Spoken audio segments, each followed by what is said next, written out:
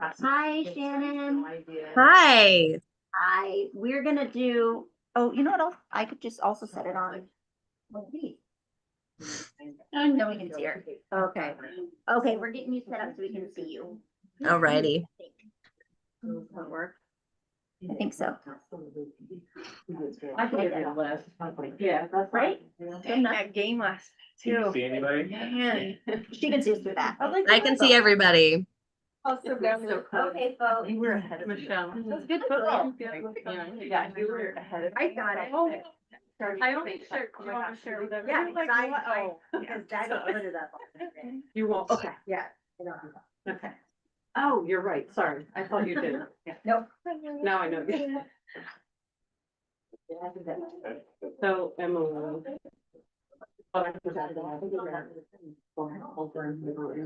To present.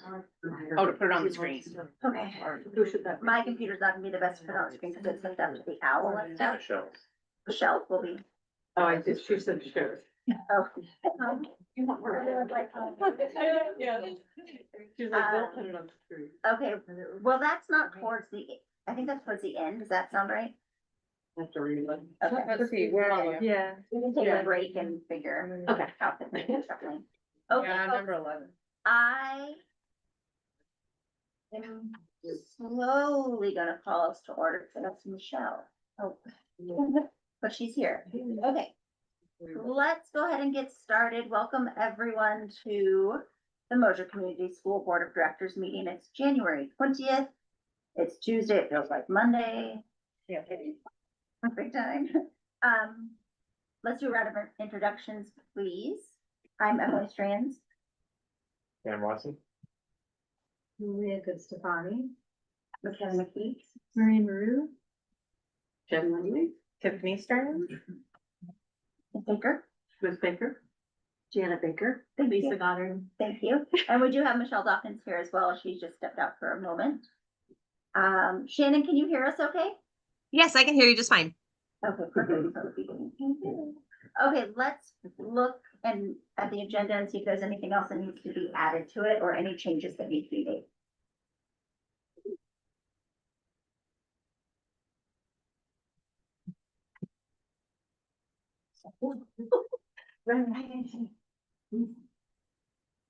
Does it look okay?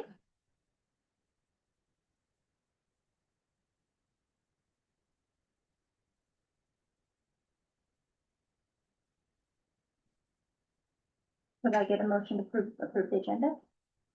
Okay. Motion to approve the agenda as presented. Great. Second from Tiffany. All those in favor? Okay, we've got a good agenda. Motion passes. I did not receive any pre-submitted public comments. Did anybody else? Okay. December meeting minutes. Tiffany, thank you for putting those together. They look great. You're a natural. No way. Like, I checked that on my list right now. Are there any changes though? Yeah, anything missing, any changes? Any motion to approve? Motion to approve the December minutes as submitted. Thank you, Dan. Second, a second. All those in favor? Thank you. Minutes are approved. Motion passes. And then our MTA report, please. Okay, Oh, so the reading room, we are doing literacy assessments middle of the year.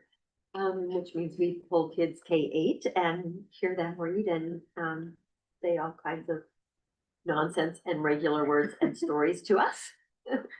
We're finished with 4th through 8th grade, except for a handful of absent students that we missed. Hoping to finish up K3 this week, but it's a shorter week and there was some subbing going on this morning, so hopefully I don't go behind. Once we get all that data, we restructure groups if there are any kids that graduated out of small group reading. That's always exciting. The funnest part for me is seeing the improvement from the beginning of the year because there's almost always improvement, whether little or big, and that's exciting to see as the year progresses. Middle school, so dear board members, Middle school students started the week back from winter break with 2 off-campus learning opportunities. First, they visited the Columbia Gorge Museum in Stevenson, Washington, and then they spent some time snowshoeing near Teacup Lake in the Mount Hood National Forest. I saw some really amazing pictures from that. It was a really special way to start the week back, giving students a chance to be outside, connect with our surroundings, and learn more about the history and the place that we all call home. In 6th through 8th grade science, students have been learning about energy and how it moves through matter. We've been exploring potential kinetic energy and running experiments to look for real evidence of energy transfer through heat, sound, motion, and light. This past Thursday and Friday, students had a blast mixing baking soda and vinegar to inflate balloons on bottles. Students, I loved this sentence. Students changed the variables, tested ideas, and learned a lot through trial, error, and excitement. So I can kind of imagine that mess. It was probably a lot of fun. 6th through 8th social studies with Sorsad, Hogue, and Rogan. Students are deep into their Reformation unit. They're building a timeline to track key events and completing a map activity that color codes regions of Europe based on whether they're predominantly Catholic or Protestant. As the unit wraps up in the next 2 weeks, student will create a Reformation podcast. Yeah, following in the footsteps of Martin Luther and his 95 theses. Students will develop their own list of grievances and hopes connected to a modern day conflict or topic of debate. It's been encouraging to see them wrestle with these ideas and make thoughtful connections. Continuing with middle school in the 3-8, we've just started a new trimester together.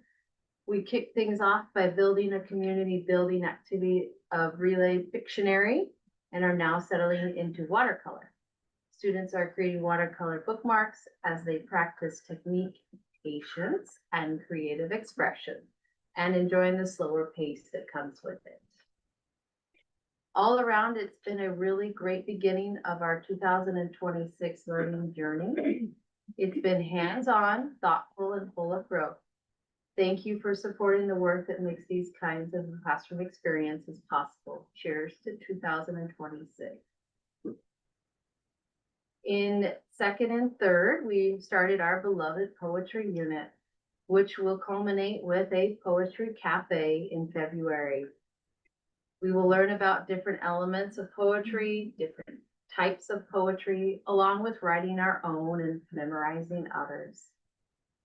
And that, I never imagined that was like a big thing amongst the kids when they said, well, we're gonna do poetry. Some were like, I remember mine from last year. So very exciting time. In writing, we continue to practice writing complete sentences and are now embarking on writing paragraphs and learning or relearning what that entails.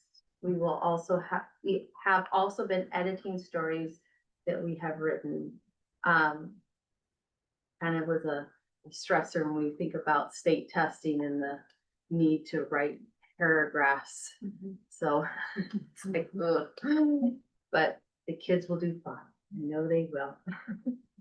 In science, we have been learning about the weather and recording and graphing different elements of weather, such as temperature, wind speed, and precipitation, which is, it's kind of a fun unit where they get, schools call in and they need some sort of weather information to plan something. And then they have to look at, you know, past years and decide what's the best time to plan this. So it's been fun for them to see all that. Next Tuesday, we're going to be going on a field trip to Experiment PDX in Portland. Students will participate in 2 hands-on workshops, crafty creations, and a super science show. We are excited about it and looking forward to some hands-on experimenting. And classes in general are still doing their maths testing for the middle of the year. So that tests math, reading, and science. And that is on the computer. We're plugging away at that, slowly but surely. Questions? Yeah. Questions, thoughts, follow up? The first off-campus activity, one of them was TCAP, what was the other one? For middle school? This one, or the museum and students. The museum. The museum, so yeah. Oh, Columbia Gorge Museum and Stevens. Yeah. Hall. Yeah, the yeah. museum, yeah, and we went to Pocket Creek. Okay, Yeah. you went to Pocket Creek. Not too bad. Oh, not. Oh. Yeah. Okay. Great, anything else? Thank you. That all sounds great. Thanks. Thank you. Okay, how about, a business manager and treasurer's report? We've got Shannon online and Yvette in here as well now. Shannon, Yeah, do do you you want wanna? me to go ahead? Shannon's down there.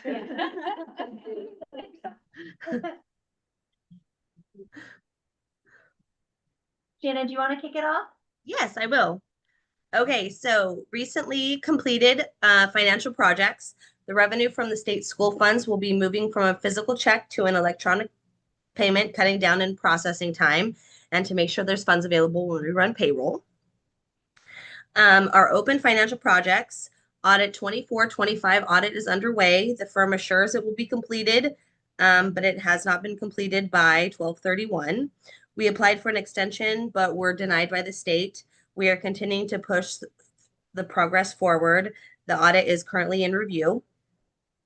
For the 990 extension was filed. We requested an update on sending completed financials for tax preparer. The 26-27 budget is in draft, and the 1099s are being compiled and finalized to be timely before just January 31st. The Department of Energy status, all contractors are in the LCPT time tracking program and reports are reviewed weekly. List of funds spent so far are in the financial packet. No invoices are currently open in our AP system. We applied for a no-cost time extension with DOE for 1 year and we were granted the extension.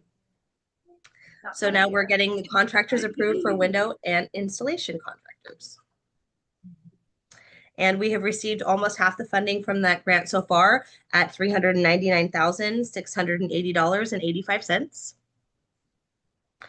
Our fiscal year 26 budget highlights. We are on track for this fiscal year. Due to payroll change funding, we have been able to open up the part-time kitchen support position to more full-time status. So she's now at 7.5 hours instead of 5.5 hours. The teachers have been applying for and receiving more grant funding this year, which is exciting to see the projects and educational learning that comes from that funding.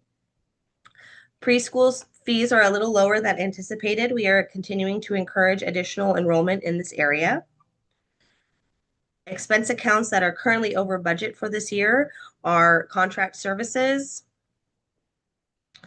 which include field trips, utilities, communication, professional services. Many field trips have been scheduled and are covered by the SIA funds.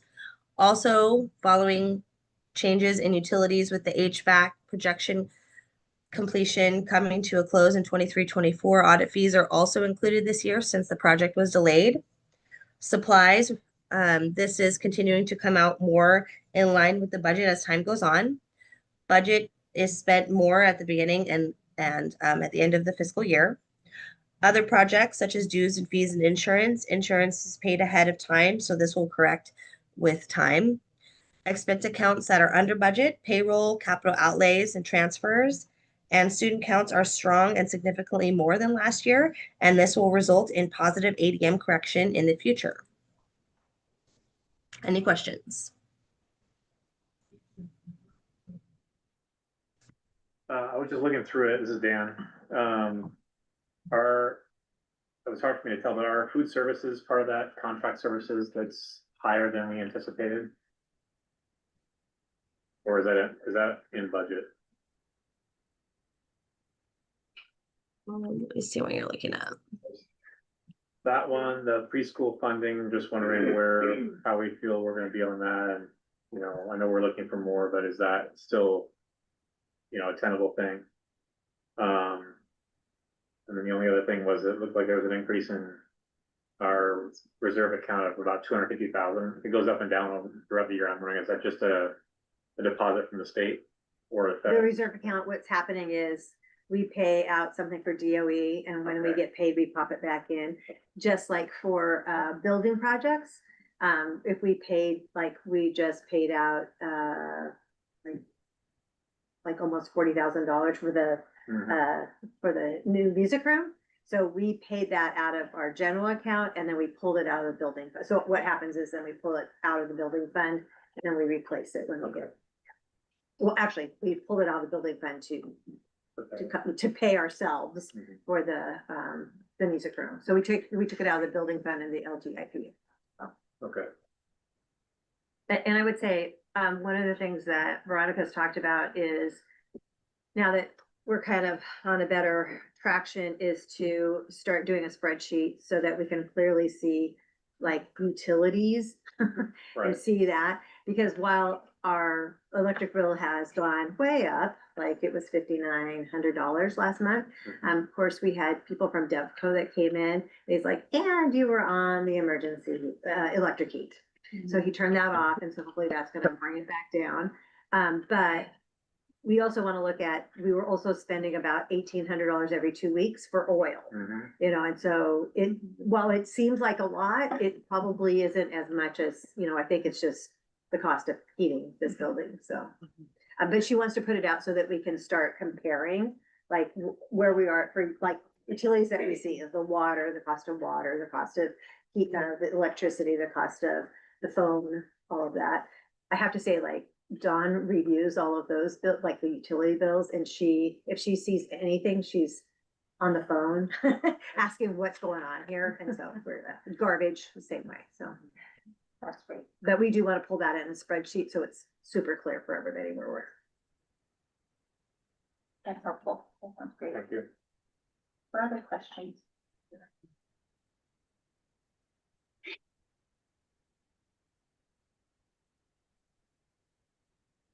Since we're talking about your budget, but it's for a future thing in the agenda, but basically, when we're thinking about these capital outlay projects coming up, like a potential pavilion down there, from a financial standpoint, do you feel concerned about that? Do you feel comfortable about that looking at next year and our finances? What are your general thoughts on those, spending money on those kinds of projects? Are you asking Shannon? Are you Yeah. asking Shannon? I don't know if she has that much. Do you have thoughts on that, Shannon? I feel pretty comfortable about them right now. Okay. Michelle, did you wanna add anything? Well, I think that I feel much better that we have the extension. I mean, we had that Yes. conversation that, we didn't get the extension, the pavilion project wouldn't even be on our radar at this point.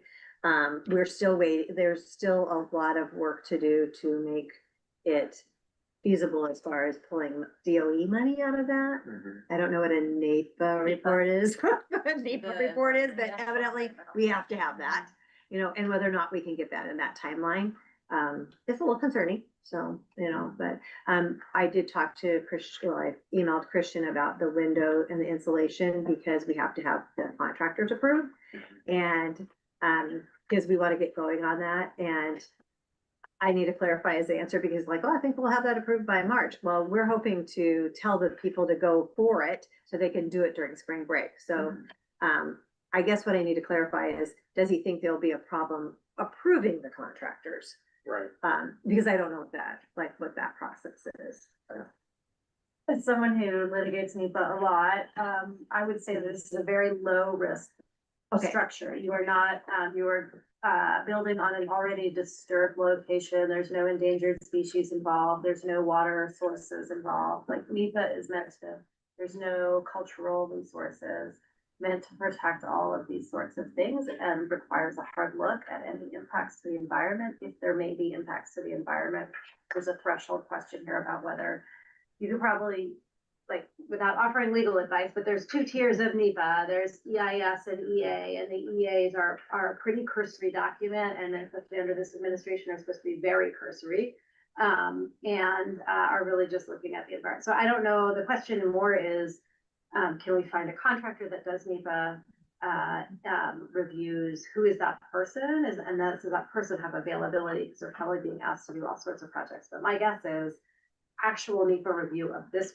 project is 10-page Okay. document is not a big deal. So, but the contractor that can do NEPA analysis in a way that's litigation proof, that person, there's not many of those people. And so finding that person in the community, I think, is the bigger challenge.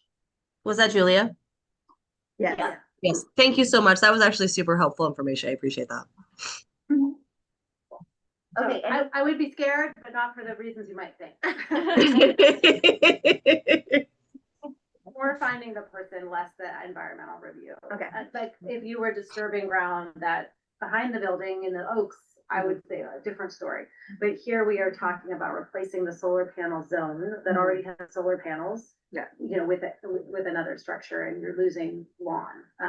So you're not, as far as environmental impacts, I don't think there's much for the community to get upset about, but NEPA does have very particular timelines also for like public input and review. So once you finalize your NEPA document, and I'd have to go back and look, whether it's 30 days or 60 days or 45, but there's something of that nature typically where folks get a chance to review. So you need not only to have the document finalized, but you need to have a public comment period.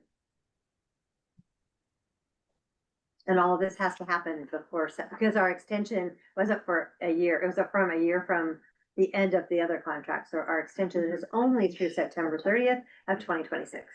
Yeah. So It's all still of this, doable. huh? It's still doable on the Yeah. front. Okay, Yeah, I think there's a deadline as well, a separate deadline. We'll get to the DOE stuff, but that's July for purchasing solar panels too. So there's a yeah, we have lots of deadlines. lots of deadlines.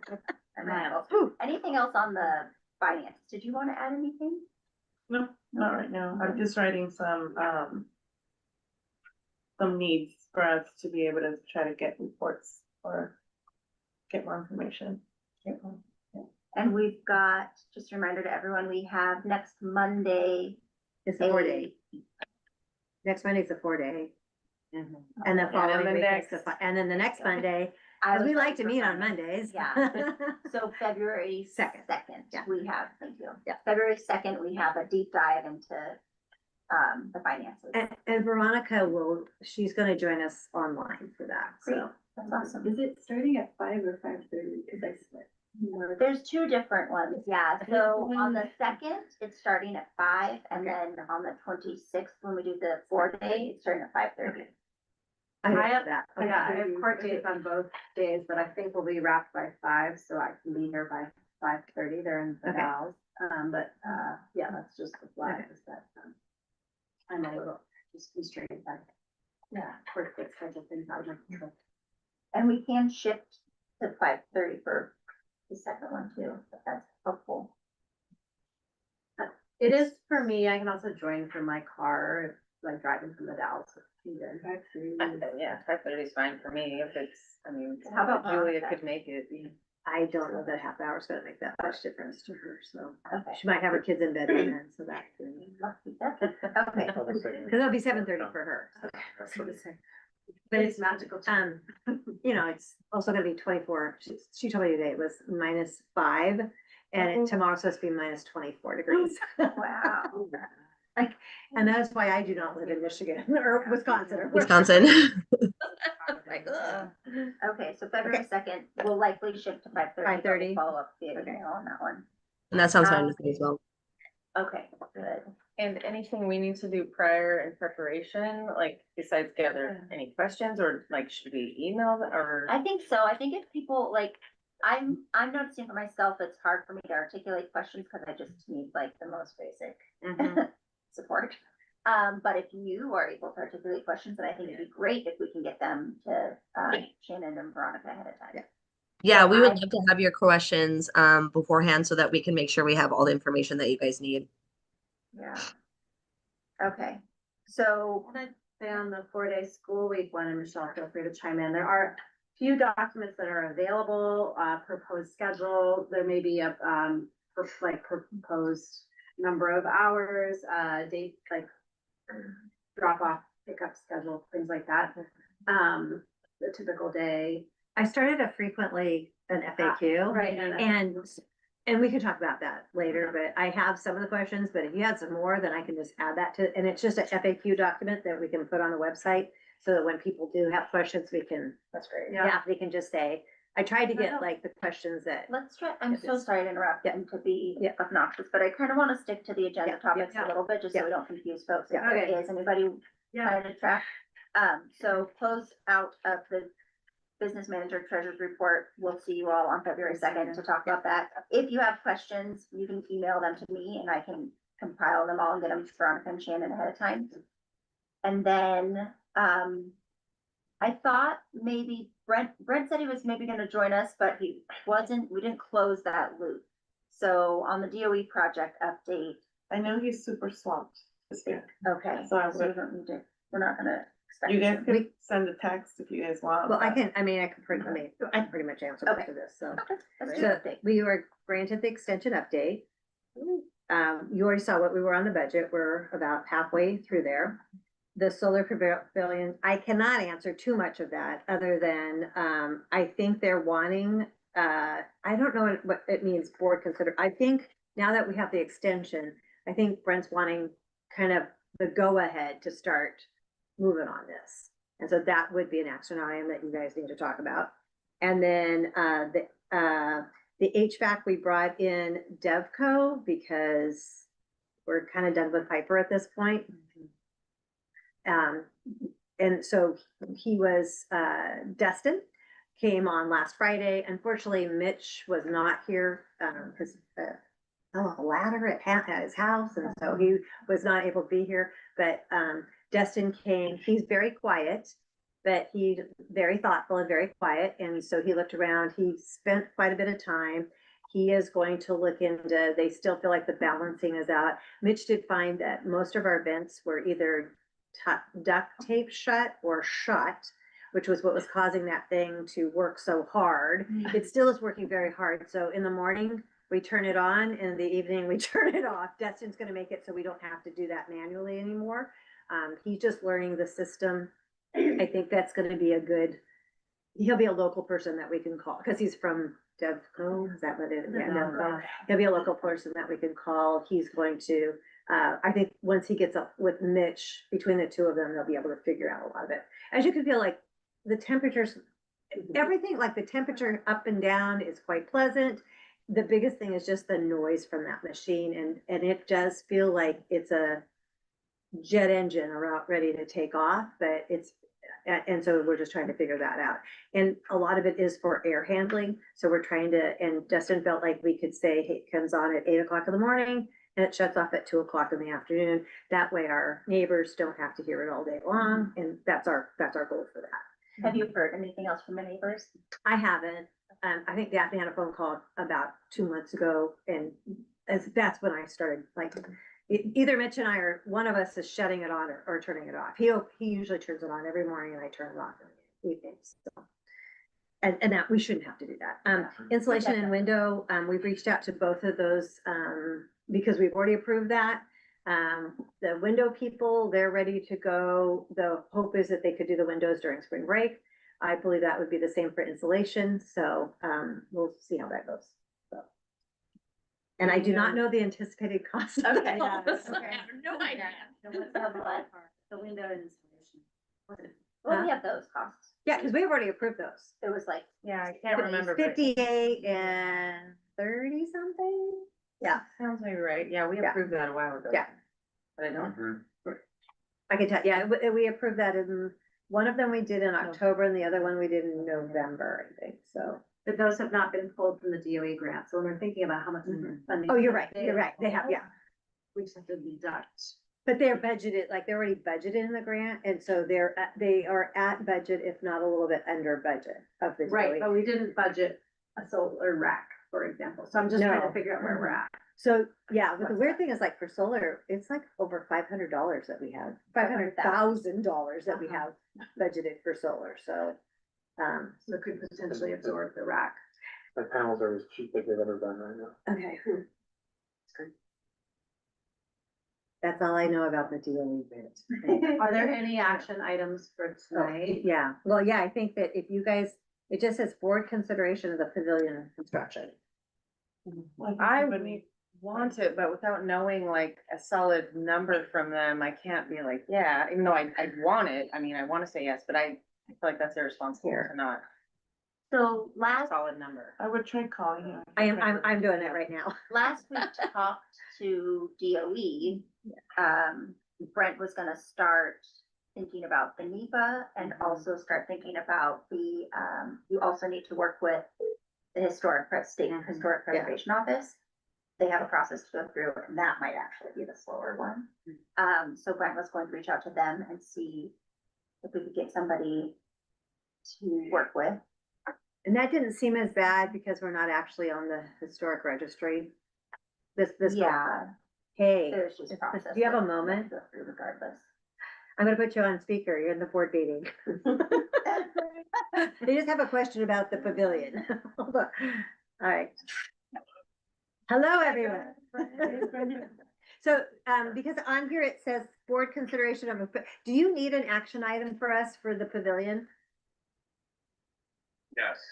And- Thank you. I'm sorry I'm not there. I'm finishing up a project where the clients get back tomorrow and, Avilia's got your back on that. anyway, Avilia said he's really busy right now. thank you. I don't remember what day it is, what time it is. Oh, pavilion, yes, that. So I think one thing that would be really helpful, there's kind of two design concepts that floated around at the last meeting. One was for a single pitch roof that was more of like a larger full-scale basketball court. The other was kind of a two-tier roof, kind of a staggered roof that would break up the larger roof line and would create more of kind of a personal sized space where kids could eat and do things that were not just, you know, the sports activity that might be going on the other side. I think you guys know the general trade-offs, full-size court versus, you know, area that can be, you know, rain covered for kids that aren't engaged in that sport. I know Julie had mentioned concern about, you know, a couple kids playing and everybody being off the court. So I think if the board had a consensus on one direction or the other, it would help us kind of focus a design. Right now we've kind of been focusing on the solar in part. I think we have the pricing on the metal building, and the general way I've been kind of proceeding is if we can get the metal building and come up with a way to clad it so that it looks a little better, then that probably is, you know, the way to go on a budget standpoint. The reasons being, if we're building a wood structure that my heart would love to build, it's kind of like really reinventing the wheel. It's finding, you know, I think engineers and a lot of people to really kind of design the same thing from scratch. Whereas where we're at, I just don't see it how the timing allows for that. And so, you know, I'd love feedback on that. I heard a lot of the, you know, board saying at the last meeting that was kind of a, you know, go the most cost effective, get it built route. I know Eric can kind of share some of those sentiments as well. I'm of mixed mind, but I think the two big things, any more feedback from the board, one is like just that big design question, right? It helps us hone down. I'm not kind of preparing two things in parallel. And then, yeah, so I'll leave it at that. Maybe if anyone has any questions, I'll respond. Julia does. So Brent, if we have direction on the design, does it make sense, since I know we're on an expedited timeline here, to have a special meeting around this building once you guys have hard numbers or harder numbers that we would then approve or not approve, like a budget for this? Yeah, it does. And, you know, I think unfortunately between now and our last meeting, prior meeting was Christmas, and Eric's in Japan at the moment. And so, and you know, it's just kind of been I would not say the most super productive. We had kind of a lead meeting today with the solar designer. We've got two kind of folks that are in tandem for potentially, like basically pulling together the electrical engineering and detailed plan that we need to price out and, you know, get the final like install costs and everything. So both of those are moving, I think, fairly good. We'll get a written proposal. Mayfield is the designer that we met with today. My solar guy met with them and had a good meeting, and they were positive, you know, pretty, you know, encouraged about the project. They do projects typically that are a little bigger than this, but we're interested, and we're going to get a proposal from them on Friday, which I'll then forward, and that would be, you know, I don't have any great sense of what they're going to, you know, price out that design at. The other side, the other option is using Green Tech, who we work with on the residential side. And you know, there may be, they sell, they design, and they do everything, which has some benefits. They do sell the SILFAP panels that we think are a good panel and also BABA compliant. They have gotten us some stuff on other things, but there may be some benefit in going with a designer that's not also, where we're not kind of primarily limited to the stuff that they can produce and sell. So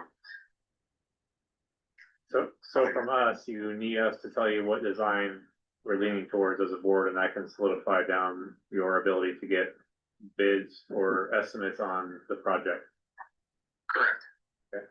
Okay, I'm not gonna be voting on this, however, when we were back in Michigan, we went to an outdoor skating rink and I snapped some photos of a white ceiling with a very straightforward metal structure design, and I just sent it to Brent. I sent it to you, and then I sent it to everybody. I'll send it to you.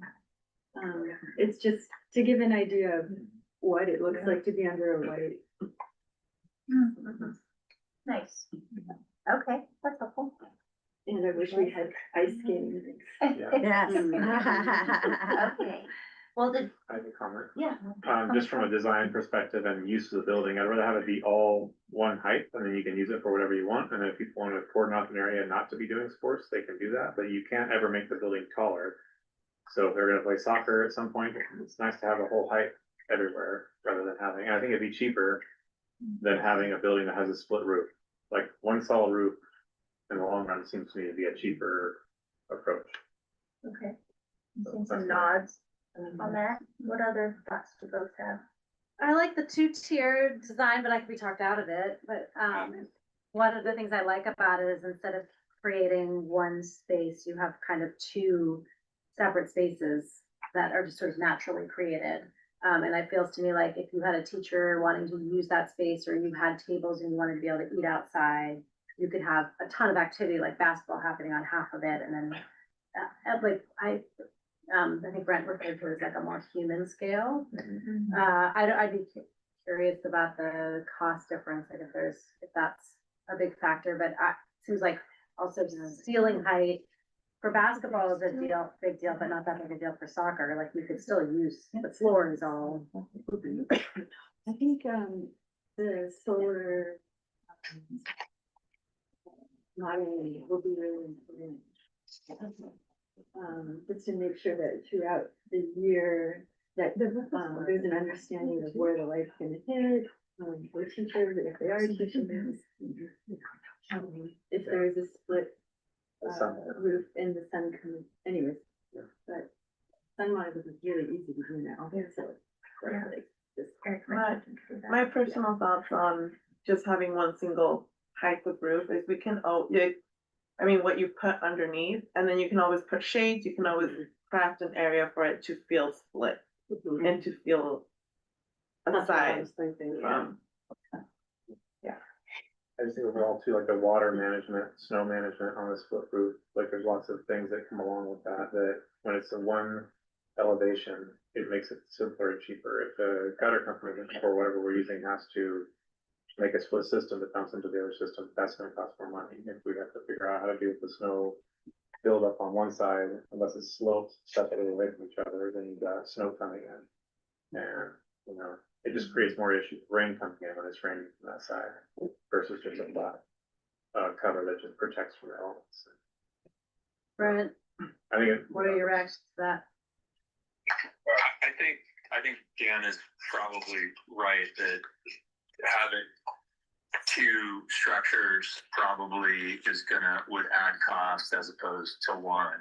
I don't know if it's significant. I don't know if it's, so I can't comment on that. I tend to think, if you build one smaller structure and one larger structure, I don't know what like the cost savings is of building something with with a 10 or 12 foot roof as opposed to a 16 or 20 foot roof. But I think there'd be some cost savings there. But I think generally, I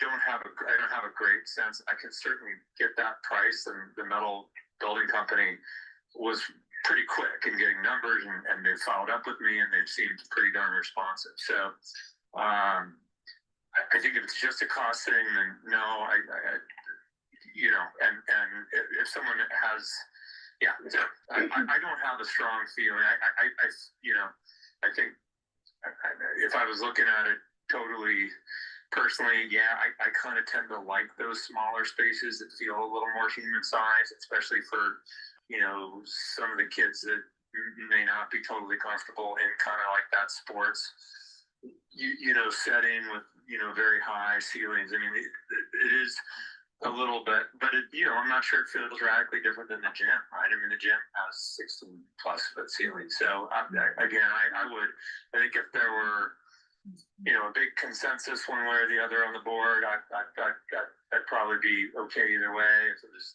just me, I might say that the split would kind of be the way I'd lean to. But again, I think the idea that you could make it into something else is that's not. That's true. That there's some practical sense to that. I think the board's intention, like when we build it, would be a good thing to like kind of give some more thought to that, right? If it was meant to be, just a sports pavilion, that would be one thing. Hey, if this is really supposed to kind of have more of that like classroom use and whatever other kind of uses, rock climbing, wall or anything else, I think it'd be good to talk more about it. Do we have to do it right now? I don't think so. I think, I leave it at that. Well, if it was all one space, the idea was to have a shed roof on it, right? It wasn't gonna be lower on one side and higher. Is that right? Chris? Yeah, I think generally it would sloping south is the way that it would, basically support the solar panels best. So it is not the only way. And Eric has one of the ideas that he had, but is having it almost off, not only slanted south, but maybe also slanting a little to the west or a little to the east or something more that makes it a little bit more aesthetically, interesting on that handle. Because we did confirm with Dewey when we talked the other day, look, we do have to get this through the State Historic Preservation Office. I'm not sure that the split building one way or the other is going to make a big difference. I do know that like separating roof lines and design stuff is a pretty common thing. But again, I'd be surprised if they came back and said, God, you got to do something to break up this big giant roof. But again, that's I'm hoping to reach out to them as soon as we kind of have a general design direction. I think just to put one word in on the design is, I'd love any feedback on it. If we do this metal building route, you kind of have these angled feet supports, and to me they're just kind of ugly. But you know, so thinking about wrapping those in some sort of wood, like a tongue and groove or something that was more aesthetic like that would be, that'd be kind of the direction I'd be thinking, you know, more about. It's just a way of, so I don't know if anyone has comments on that or thoughts related. That'd be another thing. Just give me some direction and where to go. Yeah, the metal feet, I remember the last meeting thinking, yeah, that's so attractive. And then when I was, ice skating, everything changed. But no, they were painted a light white color and, honestly, you kind of, they're unassuming, so it's kind of, you can notice them or not notice them. I don't know. I know that there are covered structures in Portland, like some of the schools, Abernathy. I don't know what we have in the area, but, yeah. I think they're not shocking, you know, they're not like. They look purposeful. Their function. Yeah. Yeah. The thing, I mean, I like the aesthetic of the shed roof. The thing I struggle with is thinking about kids playing basketball here and then other kids hanging in the field. And I'm really sensitive to making, I like basketball, my kids are on basketball teams and love basketball, but I want as much sort of versatile use and access for all of the students as possible. And I think what I see is if there's a way, and I'd be curious, I like your idea, Valia, like you could figure out some way to create two spaces out of it, but is just how do we make sure it's an inclusive space that isn't just a full court basketball court? Because in the same way that there are certain kids that play soccer, but then a lot of kids don't feel comfortable in that soccer field. How do you make sure that on a rainy day, all the kids feel welcome in the pavilion, or as many as possible? You can put bolts in like kind of netting that goes across from, you know, pillar to pillar, that I've seen that. Or painted yellow lines of these are the areas where the ball doesn't go, or this is the area where sitting occurs. Like I think there's so many ways that you can. Currently in the gym, when we have a rainy day, we put half are doing this and half are doing that. So we have one half is a ball section and the other half is non-balls because you don't want, because balls are going everywhere. So it's done already. So.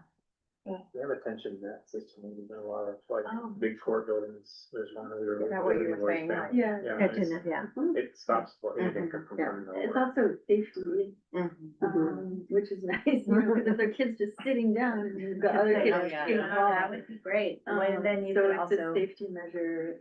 Yeah, but then you would also have the versatility of actually being able to use the whole space if Yeah. needed versus Yeah. having it already split and. It's more multi-use if it's Exactly. single pitch, I feel That's like. at least my thinking. Me too. I like the look of the two, but I think it's more practical to do one. Doesn't limit your future use, no matter what you want to do. And if you want to put a climbing wall on one side, then having it be tall, but it would have to be short. You know if, Brent, do you know if, Eric has a preference? I think I think he would prefer the single pitch.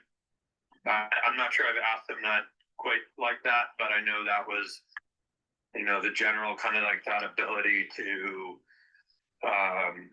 you know, have an active sports game, you know, outside, you know, was important to him, and, you know, trying to size it, not necessarily so it's like a high school level field, but, you know, it's something that you could have a full on game out there if you wanted to. I think that's important there.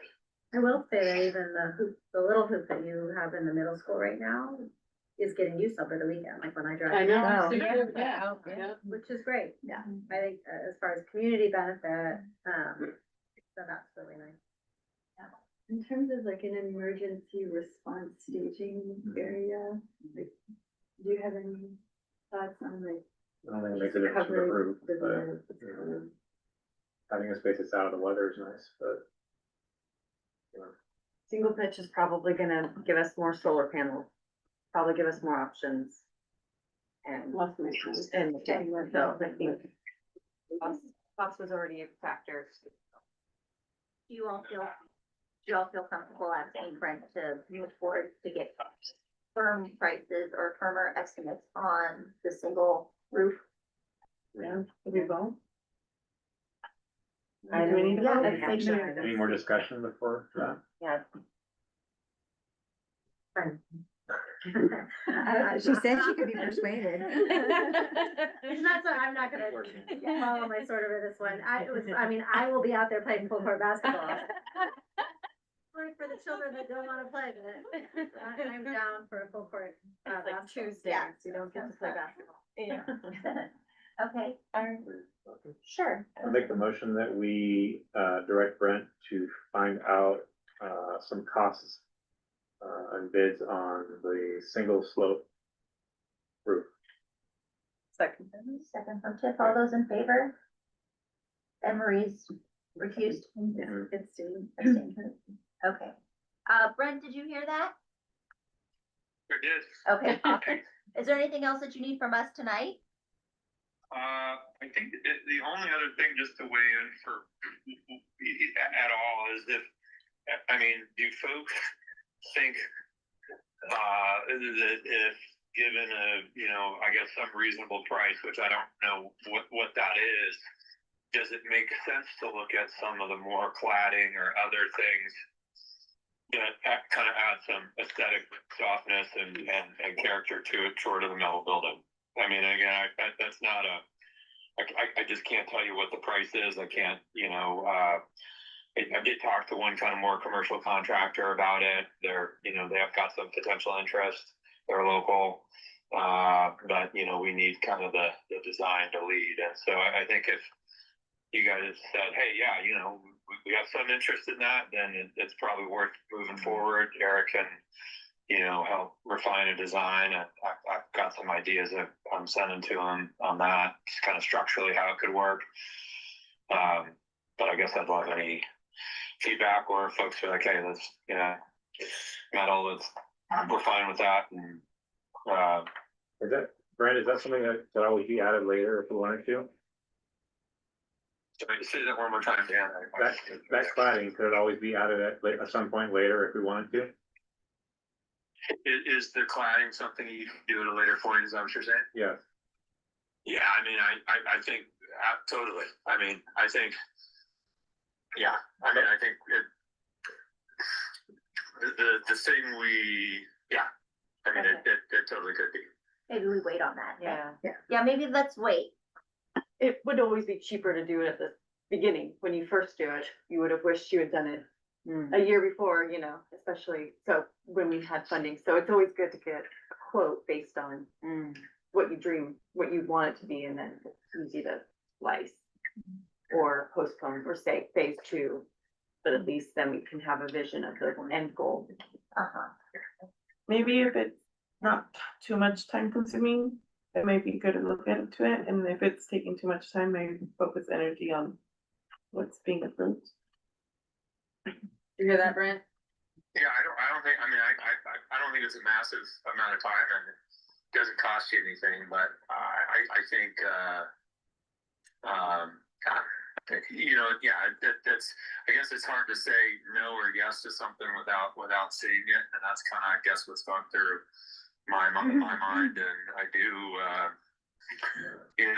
there are, I mean, I do think it's gonna, there's a lot of folks that do not receive the building and with all the same, same values in mind that like we see in it. So I think it's probably worth at least considering something. And even if you end up saying there's just not the money, or like let's go for another grant to do this part of it, or things like that, it may be something that you have considered and like kind of at least have on the table. I mean, you got a free architect. You got, or at least close to one right now. And so again, if it didn't seem at all worthwhile, then, there's certainly other things to spend time on. Brett, I do think, if there are modifications to the building that have sort of dual utility, that would be of interest for me. For example, can we we have a astronomical water bill. Can we capture water somehow and be watering the lawn with that? Or I don't know, like what are or if we wanted to have a climbing wall, or if we wanted to have a way to partition it in half, or if we wanted outdoor seating so that we could do outdoor music performances.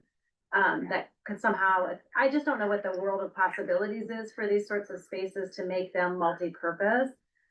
Or to very quickly convert it to a classroom, an outdoor classroom. And there's probably a world of people who work on these things for schools. And maybe I would just say, as you're thinking about this design, how to keep in mind that, at least my sense is, and you guys can disagree with me, but that we want to make this as multi-purpose and multi-use as possible.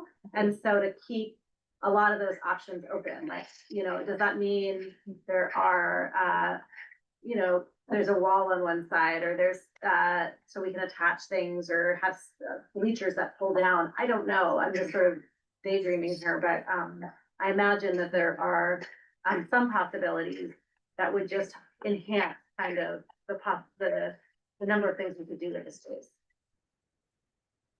I'm looking for sure.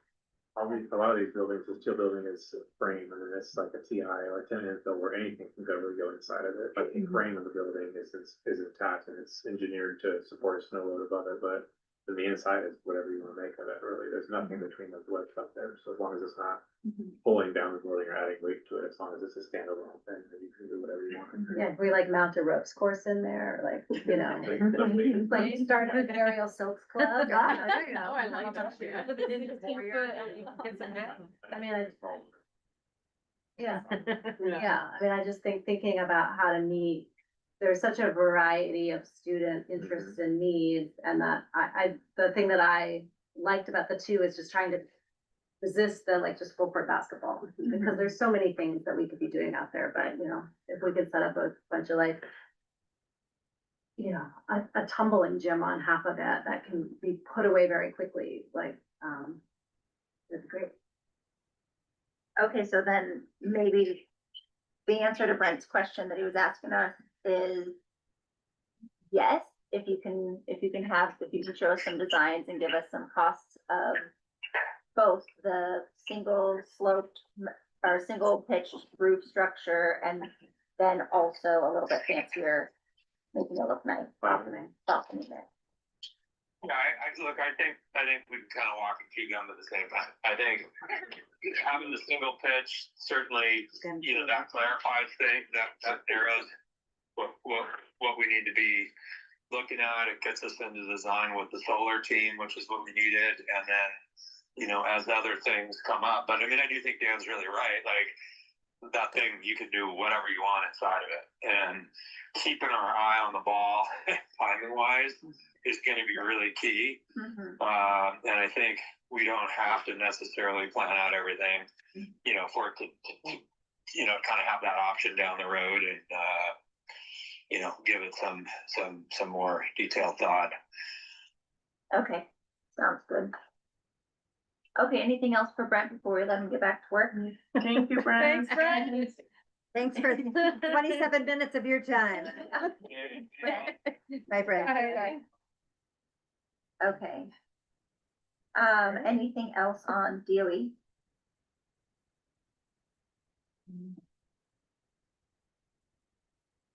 Okay, then let's hear an update from you, Michelle.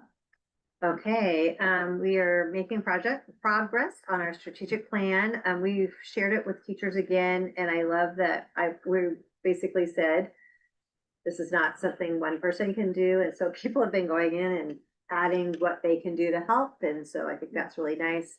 The number one goal is to design a comprehensive school curriculum, emphasizing critical thinking skills, the creative arts, and outdoor place-based work learning. Our big thing that we're doing right now is developing the comprehensive school curriculum, and that is ongoing this year. edX is leading the charge on that. And then the second goal was to increase math, reading, math, and science achievement.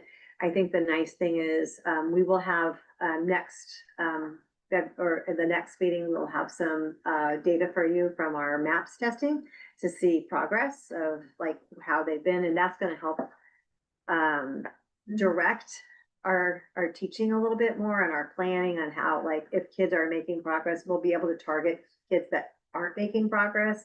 I've just briefly looked at a lot of it, and I can say, you know, the few kids that I've looked at, pretty much every bit, like, we've had a couple of kids not make progress.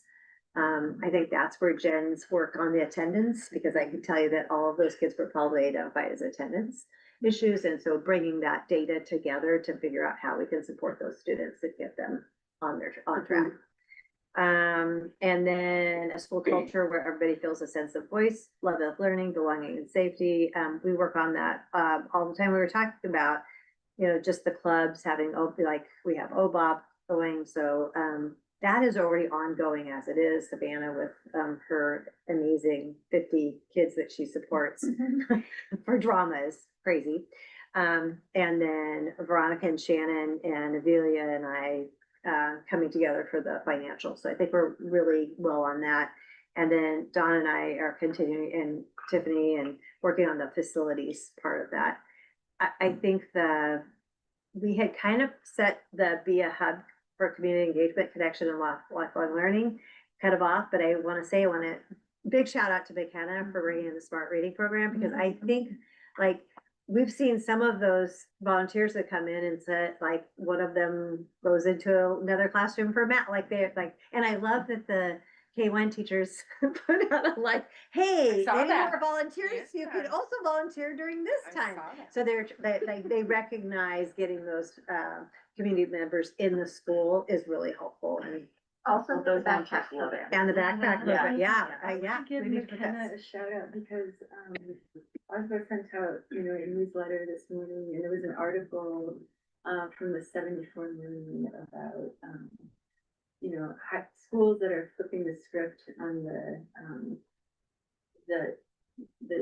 tendency for high poverty schools to have low literacy rates. And it shows you each state, and it points out the schools in each state that are exceeding where, you know, experts in the field think, oh, well, this school, you know, we probably would see, you know, a rate of 29%. However, the kids are at 74%. So it was really nice to see. And I did a little digging. I only looked at one school, and then I looked into the other ones. However, there's a school in Eugene. I think you know, the poverty rate is somewhere around 74%, and the kids were, you know, about 70% in terms of reading achievement. And they had the SMART program. So Right. Those kids are Yeah, getting there's other- one-to-one reading with them. Yeah. The only biggest problem is, like, when they all want to take their books with them. Oh. McKenna had to. They get Yeah. 14 books throughout the year, and sometimes it's very hard when it's not a free book. She navigated that very well. So Yeah. the kids love it, and we just wish we had more volunteers. 'cause Yeah. it's such It's a fun preschool, the preschoolers, Yeah. yeah, just to come in and watch We it. have about 12. Yeah. But on a day-to-day basis, more like 6. Yeah. Come. Wow, It's 6 really- volunteers in the Yeah, school. and we have 3 Oh, on sections, right? Thursdays, on Thursdays. Pre-K, On Thursdays. kindergarten, and then first grade, and it's so fun. Really, And you could use more volunteers. oh yeah, Okay, Oh, that's yeah. cool. yeah. That's It is really fun to watch. The kids are so excited. It's kind of like it's a favorite day for them, so. Well, I see the volunteers afterward, and they are ear to ear smile. Yeah. So they're charming kids too. We're currently, I'm gonna adjust this, we had 2 more students that moved to Odell, so we're down to 187, but that's still, you kind of expect the highs and lows with it, and we kind of get up and go down, and, you know, there. Our preschool is still at 9. Looking forward to the 26-27. So far, we have had 22 applications to attend, that have applied to attend. And it's almost all of them are coming from North Wasco. It's a lot of kindergartners, and that is the best. I always tell them that is the best time to come in, is at kindergarten. We will have some spots for 2, 3, 4, 5. We might have a spot or 2, but that's going to be the hard grades to get into. And we'll, have some spots in middle school, not a lot of spots in middle school though, and that is also a big, we have a lot of 6th and 7th graders that want in, so, yeah. 2 questions. Sure. Well, I guess one is not more of a question, just a confirmation. The application to S10 is just for new students, correct? Currently. Yeah, so if you're already enrolled, you are here for, Yep, yes. okay, yeah, perfect. So. So I have not been misinforming. No, you're not. I know, it is real hard, and that is a hard concept for people, but I Yeah. try to have said that over and over, you know, like, if you're already here, Yeah. you're good to go. Now, but if you're here and you have like a kindergartner and you me. don't live in districts, like if you don't live in here, and I'm still trying to figure, we're gonna figure that map out. We're gonna try to get a copy of the precinct 5 map and put that on our website so people can go on there and see if they're in the. So Mosier Richard school. Road Oh. up in 7 Mile, if you're coming up. And I know this because we had an incident where we had to call the firefighters, and that's how we knew the cutoff Yeah. was there. So Richard Road, as you're going upward on State Road, so right before Richard Road, that's the cutoff for Mosier. Right after Richard Road, that's the cutoff for Wasco. So my also understanding is Rowena, Zone 1. huh? It's based on zone 1 of the Okay. school board. Yeah, Okay, so it might be a little So different. it fire, Maybe different yes, fire. Okay. it's a little bit, but yes. It goes to Chenoweth Road, Okay, and then it goes all the way up to the river, and then, some districts have a way you type in your actual address, address to, and then it tells you Where. which schools. yeah. I don't know if that's something. Well, yeah, and I think that's something that's definitely something we can, but need to get better at and work on, so. But the precinct 5 is the same map as the, North Wasco School District Zone 1. Map. It's- Yeah, so, So did I clog up your applications? yeah, didn't I was like, I don't know technically why need you to need apply guys, it wasn't gonna be. Because, no, it's fine, no, but it was confusing to me, I was like, she's new No, yeah, as a yeah. kindergartner, I But- know she's in the zone though, but I was just like, I'm just Yeah, gonna do if it. you live in this, like, if you live in the Mosier boundary, you're good to go. Okay, Just we like, just do enrollment. if I said we're full in, 4 or 5, but somebody moved into the Mosier They boundary, got it. they can come here, so. Because, Michelle? yeah, Sorry. Oh, I wasn't understanding it that way. Thanks for saying that. Yeah, kindergarten is especially. Yeah. confusing, but, I'm curious, like, we have sort of a model roughly of having, let's say, 24 students for lots of grade, like, if we had universal, like, every grade we're gonna do 24, I would kind of get it, but the thing that confuses me a little bit is that we're smaller at kindergarten, and then we're smaller at middle school. And so is the expectation, like, if we're only doing 18 kindergartners, or let's say next year you decide you're willing to do 20, but you're gonna I do, am willing to do 20. you're allowing up to 24 in 1, 2, are you thinking that people will move in first and second grade and third grade? Cause my experience is, like, is none, but my guess, I should say, is that, you know, people tend to stay with the school where they start in kindergarten. Yeah. And then it's not, like, usually then you just continue, so are we setting ourselves up for smaller classes if we say, like, we're limiting kindergarten and first grade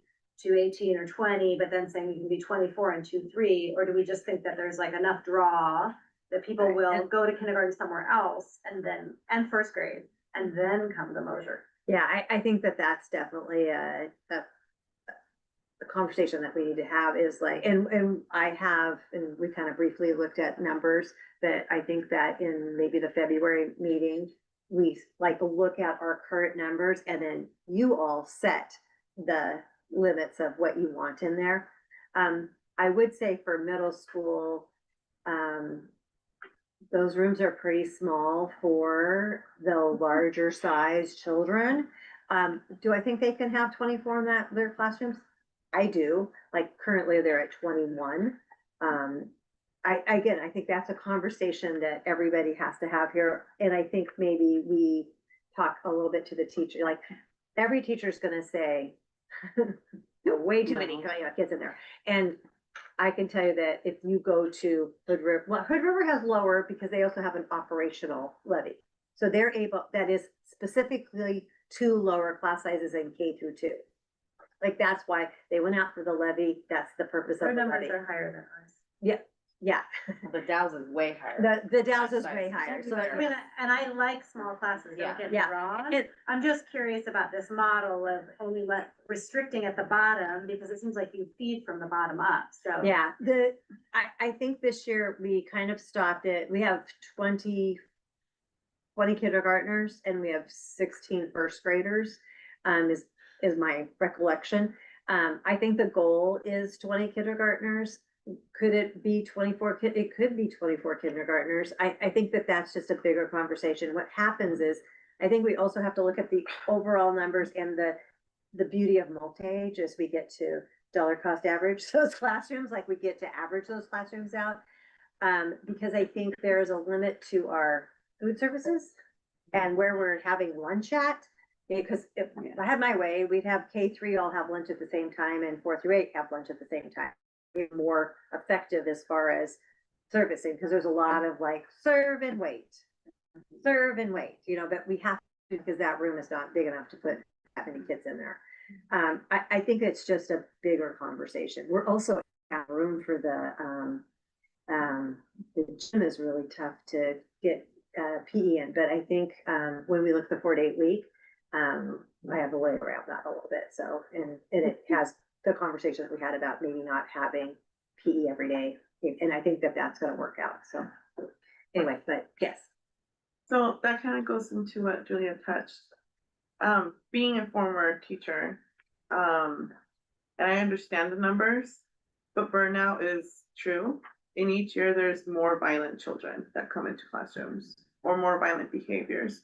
So I think we have to take into account what their age capacities are and how many challenging behaviors might be being brought into classrooms.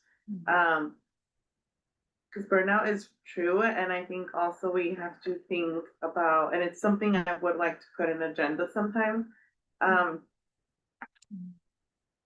Also, how are we handling with, because I think children can start experiencing some type of trauma with certain behaviors that sometimes we don't really speak about or aren't really, we think we're handled, but they're not really handled. And sometimes parents were like, teachers are doing this the best, but, and I'll say it, I've had my children have nightmares because of things that are happening. But I'm trying to be as a parent, like, it's the world where we live at, and this is the way we're gonna try to handle it as a family. But looking at these numbers and looking at the premises that we currently have, I think it's something that we need to also take in mind, not looking at how much income might come in. Yes, it's needed, but we also should keep our children safe and our teachers well-minded. Yeah.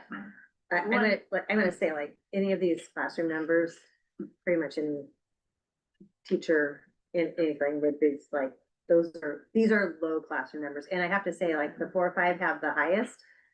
That particular age group, and I think that is probably why for K1 I kept it a little bit low, because there was some language, like we had a lot of kids that were English language learners. We also had some behaviors in the first grade that we probably didn't want to add some more kids to. So I think that you always have to look at that as well. The 4 or 5s, they have the highest class size, and they probably are the ones that we have the least. Like, they were just like motoring along this year, just motoring along this year. Jen has probably the most behavior challenges, being at the middle school. So To be they- expected, I feel like. yeah, they definitely, Yeah. yeah. I think it is. So I think, like, I am not opposed to keeping the middle school down and around the 22, 23, just because they're a lot of work. And they are getting worse, like every year. We're getting more and more behaviors in the middle school. Yeah. Since even since I've been here 8 years, But it's getting. I think it's like, we look at like the numbers and what's sustainable. I think that's why we kind of kept it like, let's stay around the 190 range. Do we feel like we could push that a little bit? I don't know. I worry about just the whole school as a whole, like making sure that they can have music and they can have PE, and that the food services, like, it's more than just the class size. It's like our school community. And Yeah, it's, so, absolutely. yeah. The one counter I would offer, Velia, is that I wonder, about, like, there was an administrator once who tried to have an aide, a permit, like a full-time aide in each classroom. And, that was at least my memory of it, was like before my time on the school board. But about, is there a way that then we could get to a tipping point where, like, if you add 2 more students, you can have another adult in the room? I don't know, but I would think that would be helpful to the teachers, especially not just having volunteers come in or people that shift around and then have to go run and serve at the cafeteria, but having someone that's consistently able to help specific, like, I just know, like, I remember like stories from Andrew when he was doing kindergarten, and he's like, you got 1 kid that you just tie their shoelace or it has to pee, and then you got 20 more kids you gotta be thinking about, and trying to balance. I just imagine, like, for any teacher, like, having another adult help out. Yeah. So that would be the one cap, like making me feel comfortable about adding, like, if we can get 2 or 3 more students, but that means you get a full-time aide, maybe there's something there. I would say, like, a lot of times when you walk into, like, if you walked into a K1 classroom, there's often at least 2 adults, sometimes there's 3. Yeah. And it's just, we have, like, in the ratio of aides, we have a very large ratio of aides to the number of students that we have. So, And I understand yeah. we have low numbers. I understand we are really fortunate with Yeah. it compared to other districts. Mhm. I think it's always good practice to keep in mind about the well-being overall of teachers too. 'Cause we have burnout, we're not, who's gonna really teach them, or who are we gonna have? Yeah, absolutely. So I know that you had conversations with the teachers in the past on these numbers. You mentioned that you want us to talk about the numbers next time. I think you all get to set the, like, in my mind, you all get to set the class numbers. That's your job. Uh-huh. So I think But that you, these are the numbers that we feel comfortable with. And it could be like, here's a minimum, here's a, I don't know. Like, I think that we need to kind of talk about that. I also do think, like, we have to, like, the nice thing is Jen and I know the population, and we are like, I don't think we really want to add any more to that particular class because they're already pretty, like, challenged as it is. Like, that particular group has some friends that might be needing more assistance than we're able to provide at this time. So why would we pile a few more kids on that? So I think we have to take that in. It just seems really important to have the teachers. input. I would want their, Yes, feedback. I say yes, yes, of course, but I'm gonna tell you, like, I was a teacher too, so I'm always gonna say, yes, please, lower.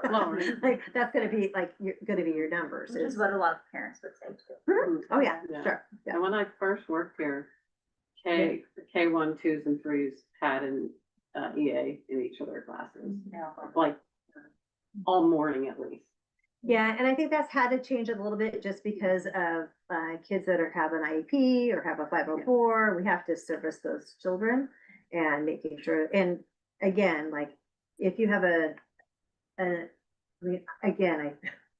walk in there and pretty much, if I walked in a K3, I think they all pretty much have an aide in there. Not every day. I mean, not all day long, but they have an aide in there for like quite some time. So, Marie, did you have something there? I just had a random question, on the topic of teacher burnout.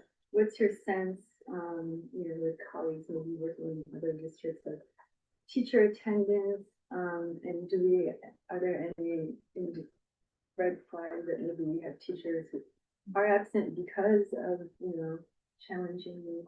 I don't know that our teachers are absent anymore. I mean, absenteeism in teachers is like, what did I read? It was like, teachers miss 11, like, this is new, like 11 or 12 days a year, which is like, when I first taught, like, I mean, I have a lot of hours because I never took any time off, but I think that has changed. And maybe that's for the good, because then they're noticing, like, when I don't feel well, maybe I shouldn't drag myself into school. Maybe it's better that I stay home. So I think that that's good.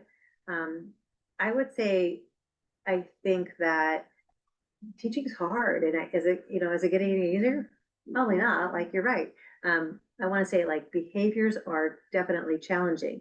I think the fact that cell phones are not here, that's a huge difference. I mean, I see a big change. We're working really hard just to have that 20 minutes by the middle schoolers reading every day, just because all of the research is like, they don't know how to sit still Mhm. for that long and do that. And so it's good, like, even if they're not doing anything, sitting still for 20 minutes without an electronic device in your hand or talking is really good. Like, it teaches them how to, like, to just concentrate for 20 minutes. I'd say on that too. Just as far as like management of burnout and things, as a board, the things we can control are their working conditions, their pay, things like that, and being receptive to issues when they come up, hiring good EDs that can help create an atmosphere that's beneficial for teachers. I think we've worked on that over the last number of years. I think continuing to focus on those things, we can continue to try and make sure that we're meeting the needs of the teachers. But like, I mean, those are kind of the tools that we have at our school to try and ensure that they're happy. And we look at our the rate of teachers that are staying versus leaving where it used to be. We used to lose a few teachers a year, and we've had it happening. So we've had stability in the teaching force, and so those are things I would look at, especially looking from our position in, like, do we have massive turnover? No, we don't have that anymore, but staying ahead of it. Maybe checking in on that, just so you make sure, okay, Yeah. There's like, I'm gonna say, like, And people can be Janet absent today- for all kinds of reasons. Yeah. However, that might be, there's some sure. nasty bugs that are going around right now. I don't wanna say that. We are so fortunate to have the teachers that we have, because like today, we couldn't get a sub. Like, I think Daphne tried 8 people, no subs were available. And so we had to, like, here's the schedule. Janet, you've got this time. Margaret, you've got this time. I was supposed to take a chance, but I had an emergency, so I had to go. And then, and I don't know if you went in, I don't know who went in, you went in there, Jen went in there, and then Lisa stepped in. So we were able to cover that class without a sub. And I again appreciate, like, Janet has testing she's supposed to be doing. You know, we decided not to put one person in there so that she could still, like, we realized, like, Janet has a job, Margaret has a job, Jen has a job, Lisa has a job. But if we could take an hour or two out of it, like an hour and a half out of the day, and split that up, if we all work together and cover that class. And I think that the teachers here appreciate the fact that, you know, or couldn't come in today because she was sick, you know, and that as a teacher, that's a hard thing to do, but she felt it was okay because, you know, we had her back. So, Got her back, that's awesome. yeah, Way to be creative Yeah. and thanks to everyone for the work. I know. That's great. Yeah, especially after the long day. You know, we had a lot, like, it's just like, and whatever it is, it takes a couple days to get over, so. Margaret, and I haven't heard much on that. I think it's supposed to start on the second. They're gonna come in and do The an after migrant? school, yeah, they're gonna do an after school youth truth survey. We are off and ready to start with that. We've signed the contract. It is for students in grades 3 through 8. All MCS families and all staff. The survey will be from March 2nd through the 27th.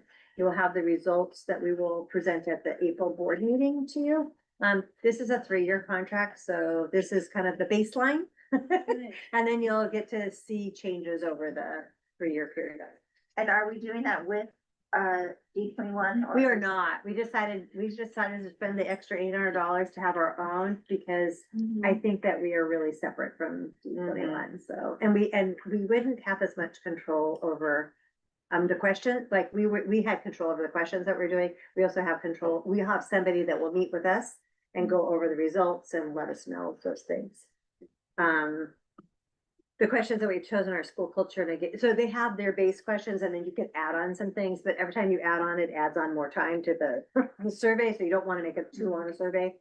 School culture and engagement, academic challenge, belonging and relationships, and then for the middle school, we added mental and emotional health, and also civics. That's going to add another 15 minutes onto their survey, but I think that that's especially what's going on in the world right now. I think getting their view on civics was really important. Would you remind me, is this something that we're required to do, or? We are not required to do it, but I think we're going to be required to do it. How about that? Because that's part of that education, education accountability. Okay. They're looking for stuff like this. They, whenever you're doing any of your grants or ODE, they want to know that you've engaged the community somehow, and so we'll have that documentation on that.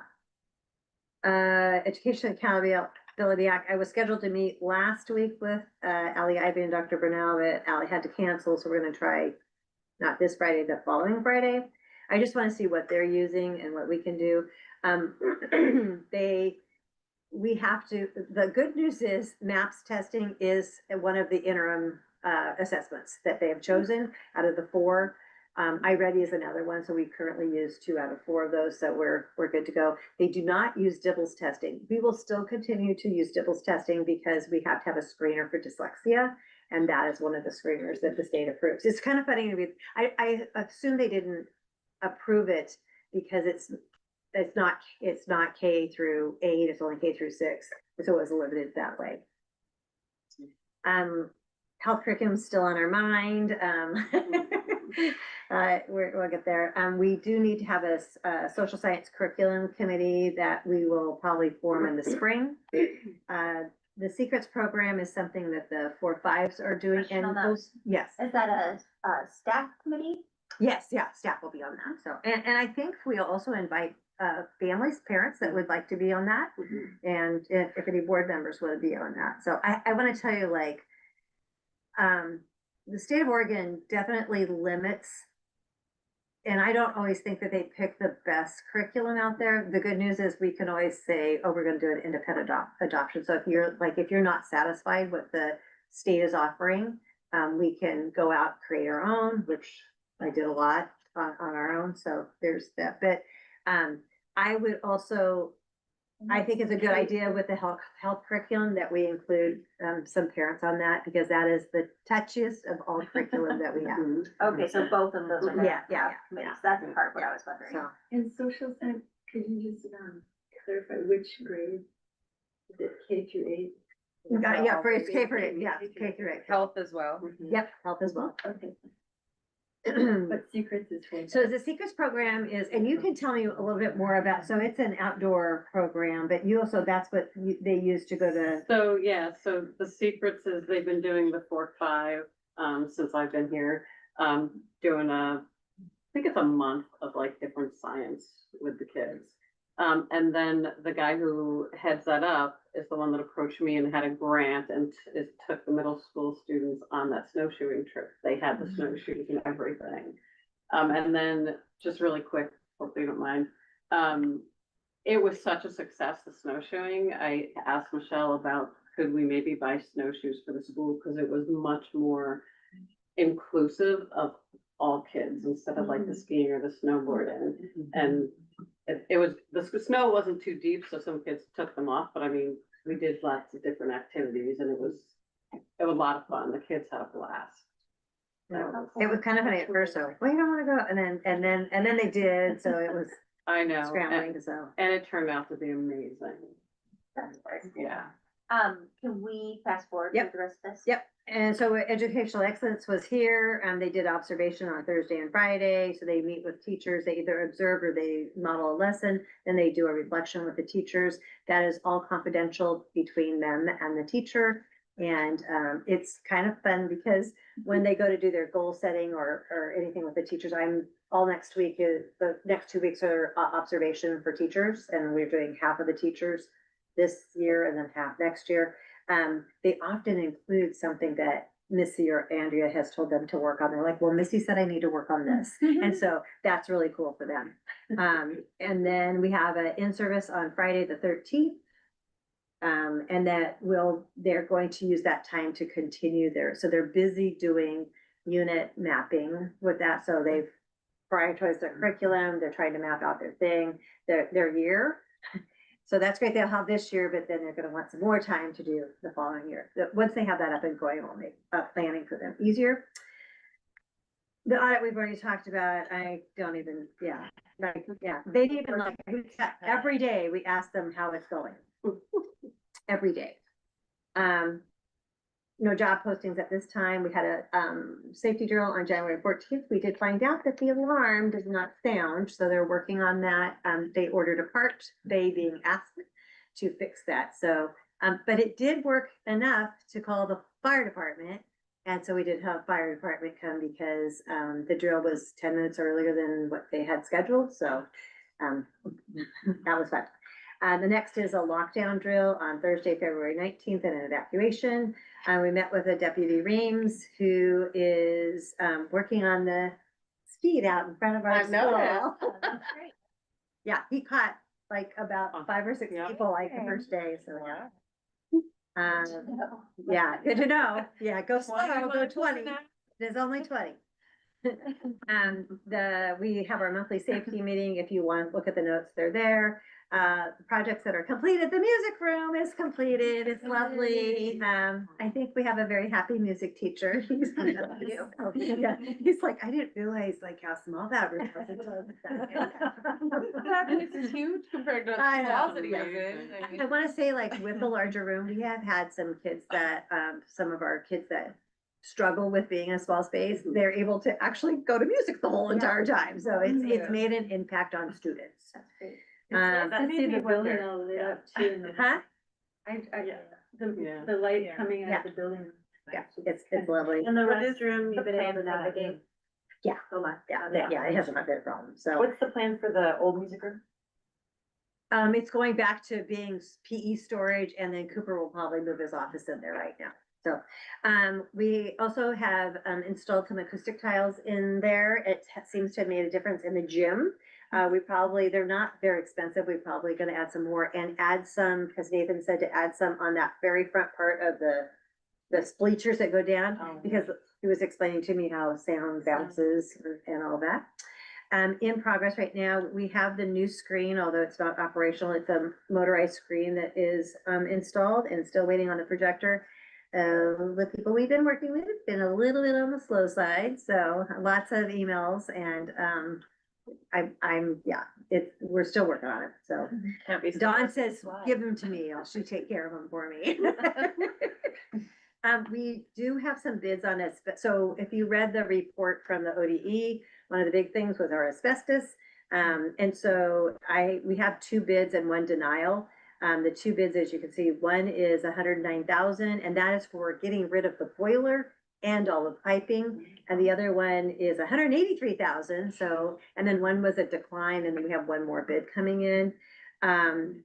I just think at some point we really need to think about this, because I think making the school safer, and it seems like having like pipes that have asbestos written on them is a little bothersome to me. I also think getting rid of the boiler, I don't think you get rid of the boiler and you're still gonna have to fill in that room, but then you're going to gain a really large storage area, which we do not have a lot of. So that, I mean, I think if you put 50 grand into that, I don't think you could build an area for that. So just a thought on that one.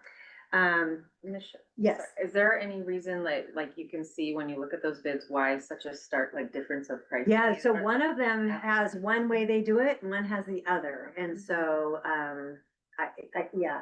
And then the other thing that Dawn and I talked about today was going to look at ODE to see if they have grants to get rid of asbestos, because I think I think I've seen some of those out there, and see if we can get some grant money to at least help with half of that would be amazing. So there is asbestos in the old pipes that are. Well, they're wrapped in asbestos. So the pipes, if you look at the nice thing is there's really not anything up here. It's all downstairs. You'll see like they look like they have a white thing on them, and then they'll have a sticker that says asbestos. It's in the cafeteria, the kitchen. And Dawn would really like to get rid of it in the kitchen, just because if anybody disturbs that, it's falling into the kitchen. So it does seem like that should be an important thing to get rid of at some point. Is there a way to test whether that's like currently, like, I don't know, can you test the food or the children or the cooks to see like, do you have like high levels of, I don't know. Brent actually had, he said now that we have this system, he would like to do some, like he has a couple, air quality tested, not radon. What's the other thing to test for? Carbon monoxide. Yeah, he would. Yeah. And radon is one. Yeah, he said that it would be nice for us to start testing that, just to see where we're at. I don't know. Okay, we're gonna have to Yep. kind of focus, just Okay. so we can get through our Yeah, whole. all right, meeting, and- But Dan might have had something. So asbestos is bad for you when you breathe it in. They have a filtration system now, so we're doing better than we were before. But it's only a problem if you're disturbing the pipes. Like it's encapsulated in there, it's not airborne unless they're being taken. So like when they come to remove them is when we shouldn't be here. Right, yeah. The wrapping, I think, does degrade over time, so that is. Well, and I would say like some of them are within, I don't know if you've watched the middle schoolers, but they're constantly grabbing on stuff, and it does concern me that they might be grabbing on some of those pipes. So especially the ones that are in the foyer, because they are low, like they're low.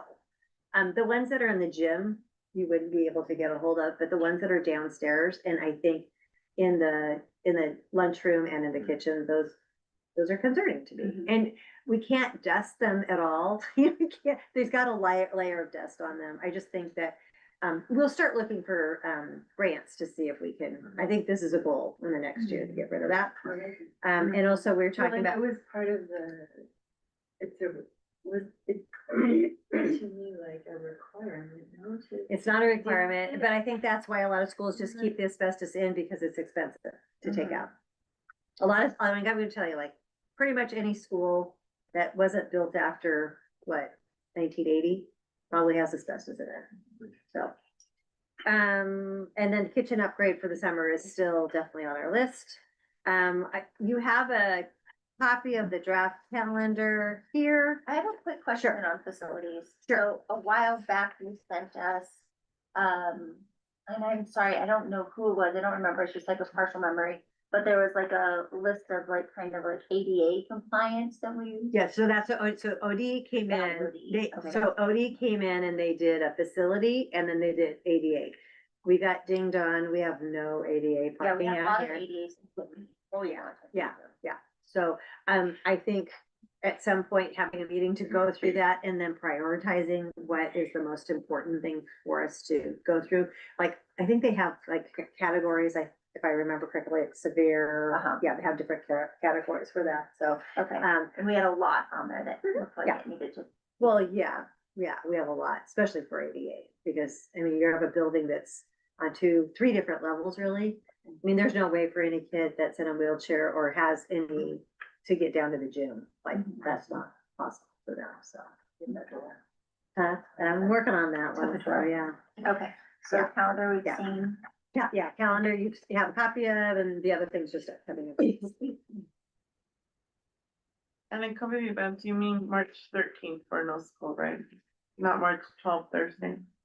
I have Friday, the 13th for no school. For March. February? Oh, does Because spring mine's break on the start early? Thursday, right? Is it earlier than, It's the 23rd through the 27th, I believe. or, oh no, assessment day, that's when she's talking. It's March 12th to Thursday. Friday, March That's a Friday, 12th. right? March 13th. I don't have March. What is, It is the Where is 13th, that? not the 12th. Yeah, right. oh, it is the 13th? Yeah. That Friday. It's Oh. no school Oh, for yeah. students, assessment day for certified staff. Okay, The 12th is. it should be the Thursday, 13th. Okay, Okay. yes, sorry. Friday. Okay. Probably because the 12th is the last day. So I will I will correct that. Just Thank not you. to have anyone. I know. Well, we had, No. like, having that Monday off on, like, when we came back, we did have about 10, like, we have several families that came to school. So we made sure that we said, hey, we have no school on this Monday, so a couple times, so. Okay. Oh, Okay, yeah. any questions from Michelle? I do have one more thing. This is Board Appreciation Month, so we want to say that we appreciate you. Insurance. Betty gets a sweatshirt. Oh. I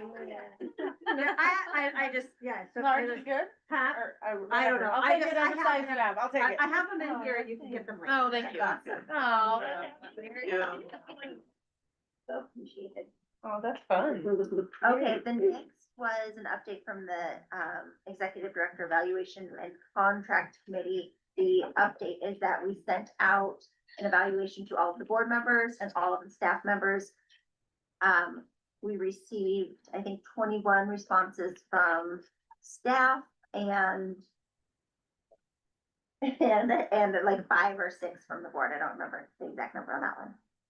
And then we'll have a conversation. We have an executive meeting today to go over those results, and then we'll next steps will be for that committee, which is Dan, Julie, and myself, to start working with Michelle on updating the contract for the coming 5 years. Yes. Sure. And then, questions on that, yeah, get in the finish, Dan. Any questions on any of that? Okay, we also need a committee to reopen Article 4 with the MTA folks. This is the article that somehow deals with the school week duration. So that was the one thing that needed to be opened back up for next year. Is there anybody who wants to be on that committee? I wonder if it makes sense for those of us that negotiated the original contract and understand the full contract to work on that particular clause, because we left it open. I think so. I just think otherwise it's a little bit daunting to dive into the contract world, and this is just a very specific change that we left open. But if somebody really wants to do it. Well, and I wonder, cause I was with you the like 2 years ago, and then it was you two last year, right? And it might be, we can have one more person on there. It might be worth like somebody else who might be interested in learning and just like kind of like, cause you had mentioned before, maybe. the Yeah, two I of would you- be interested, but it does make sense just. Well, because- I will not do it because Oh, of yeah. Nathan. Oh, Yeah. So there's like a spot for another board member. I don't know how I mean, like, I'd be learning, it will be a learning thing, but I would like to learn about it, or, you know. And I don't think it's gonna be, like, I already have, cause I've stolen a lot of it. So I already have kind of a draft of it, and we have a meeting with Lisa and Janet. I don't think it's gonna be super involved. I think Okay. it could be a meeting or two. We just have to make sure that, the biggest hang up is going to be prep time, making sure that their prep time is what they need it to. Yeah, and there's some questions, I'm sure that my experience just of doing it last time is that the teachers are very particular on things like what are the exact hours that I'll have students and the hours that I'm expected to be in the building. And with the 4-day school week, there's like a little bit more right now it's set at, you had to be here at 7 and you have to be here till 3. And there was a lot of negotiation around whether the teachers really had from 7 to 7:30 or actually only 7 to 7:25. And that was a big difference for folks. So things like that just come up, and I imagine that will happen again where it's like, Yeah, and, you know, we've kind of had a little bit of a preliminary talk and just with other teachers, too. Like, we also make sure that it's, you know, we're negotiating with the MTA, but all of the teachers have to kind of agree to this. All of the staff. All of the staff, the teaching staff, for this is just the teaching staff. I would say if they want to have some flexibility between 7:15 to 4:15 or 7:30 to 4:30, we're gonna have to kind of look more at minutes than otherwise it would lock you into one schedule or the other schedule. So, and I think that there's some people that are interested in that, so. But yeah, If you okay. have the time to sit in, it'd be good. Just to do Yeah, the just for the experience experience would be nice, cause I might be interested down the road to being on the bigger negotiation. yeah, Okay, yeah. If you guys don't mind. no, That's a great absolutely. idea. It'd be great to spread that around, and I think there will be conversations upcoming again. Mhm. Like, you know, we have just not gotten to a place that I think everybody feels good about with healthcare and benefits. So I think it's constantly rising. So I think that's just gonna be a continuing conversation. Okay, Perfect. so. I make a motion? I don't think we're allowed to. Oh. I'll make the motion. Oh. I'll make a motion, we learned that, right? I would like, yeah, Shannon told me.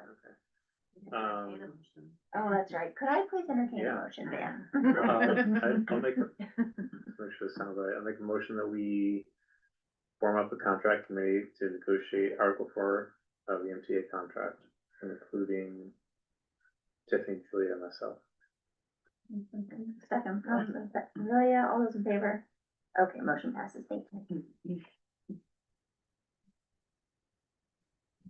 Thank you for doing that. Okay, so Jen has a presentation. We need to get it up there. Does everybody, you want to take a quick break? Yep. Let's take a quick break and we'll get done. Okay, hold on.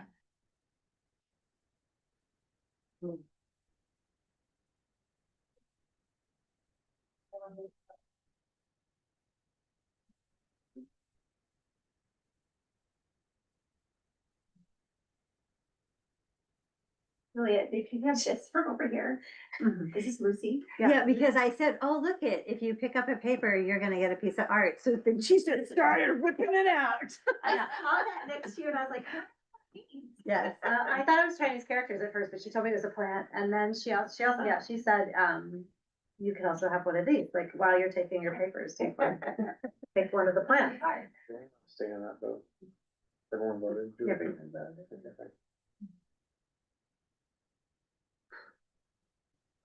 That's what I want.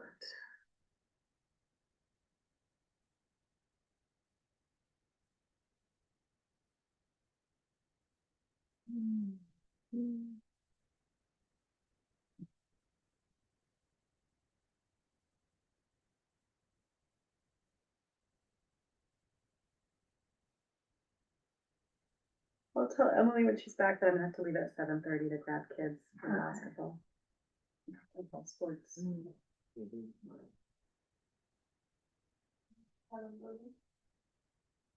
did, cross country this weekend.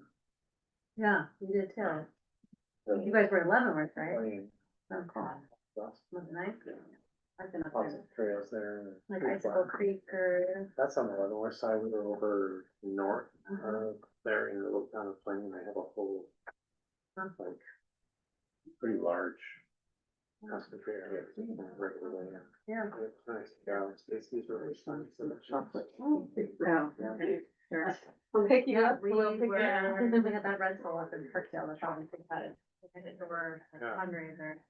Cool. Yeah, had a big house and then, did a bunch of snow stuff. bring it out here? Sure. And it wasn't like as bad as I expected, actually. Anyone else? It's fully. We gotta try to get dinner in. Yeah, State schools that haven't melted off. Thank you, though. You're welcome. I'm not. Yeah. Yeah.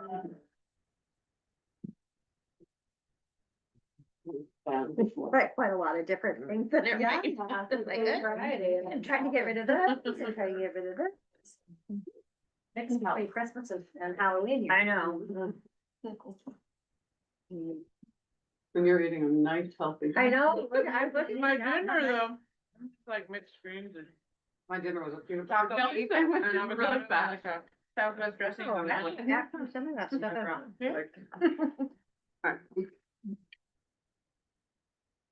Or if it's smelly, it's taco. It smells good. Make us hungry. I couldn't do it not getting out till 8, there's no way. I don't do well when I don't. Getting hungry. I do. So does Shogi, it's something. Remember you told me that. Unfortunately passed to her. Fine, you just gotta keep her fed, you know? Right. Is she one of those people that needs to eat like every 2 to 3 hours? No, but when she's hungry, she needs to eat, you know what I mean? It's not really I just, offer her things frequently but sometimes she doesn't have something either, so. Oh my God, I would always eat 2 hours later.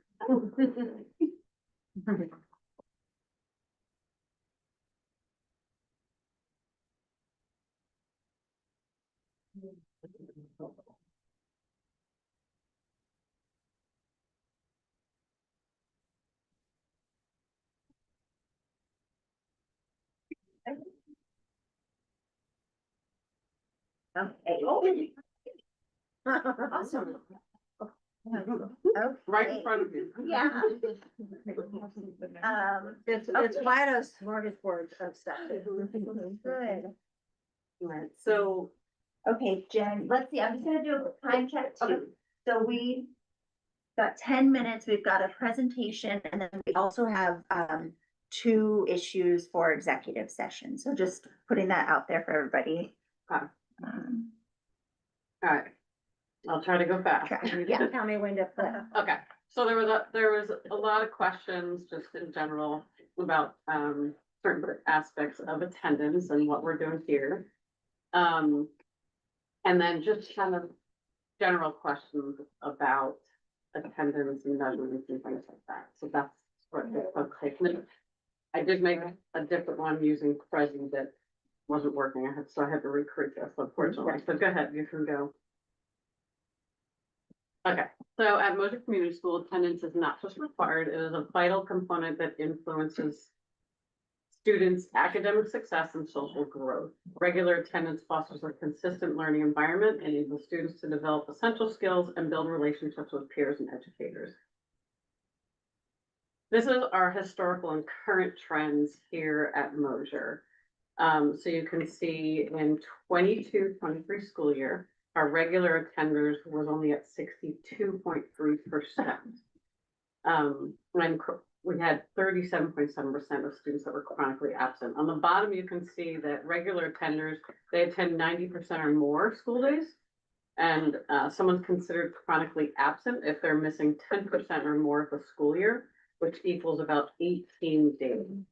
And that can be for excused, unexcused absence or discipline related absences, like an in-school suspension or out-of-school suspension. So this was, Marie had this question. You're welcome. Do you have any questions about it? No, I love it. Okay.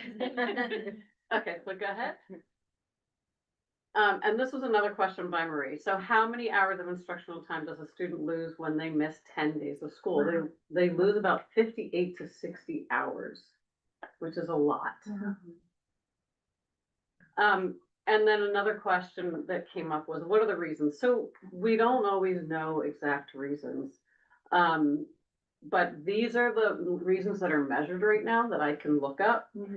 So there's doctor's appointments, looks like the largest right now for full day, and then dentist appointments for half day.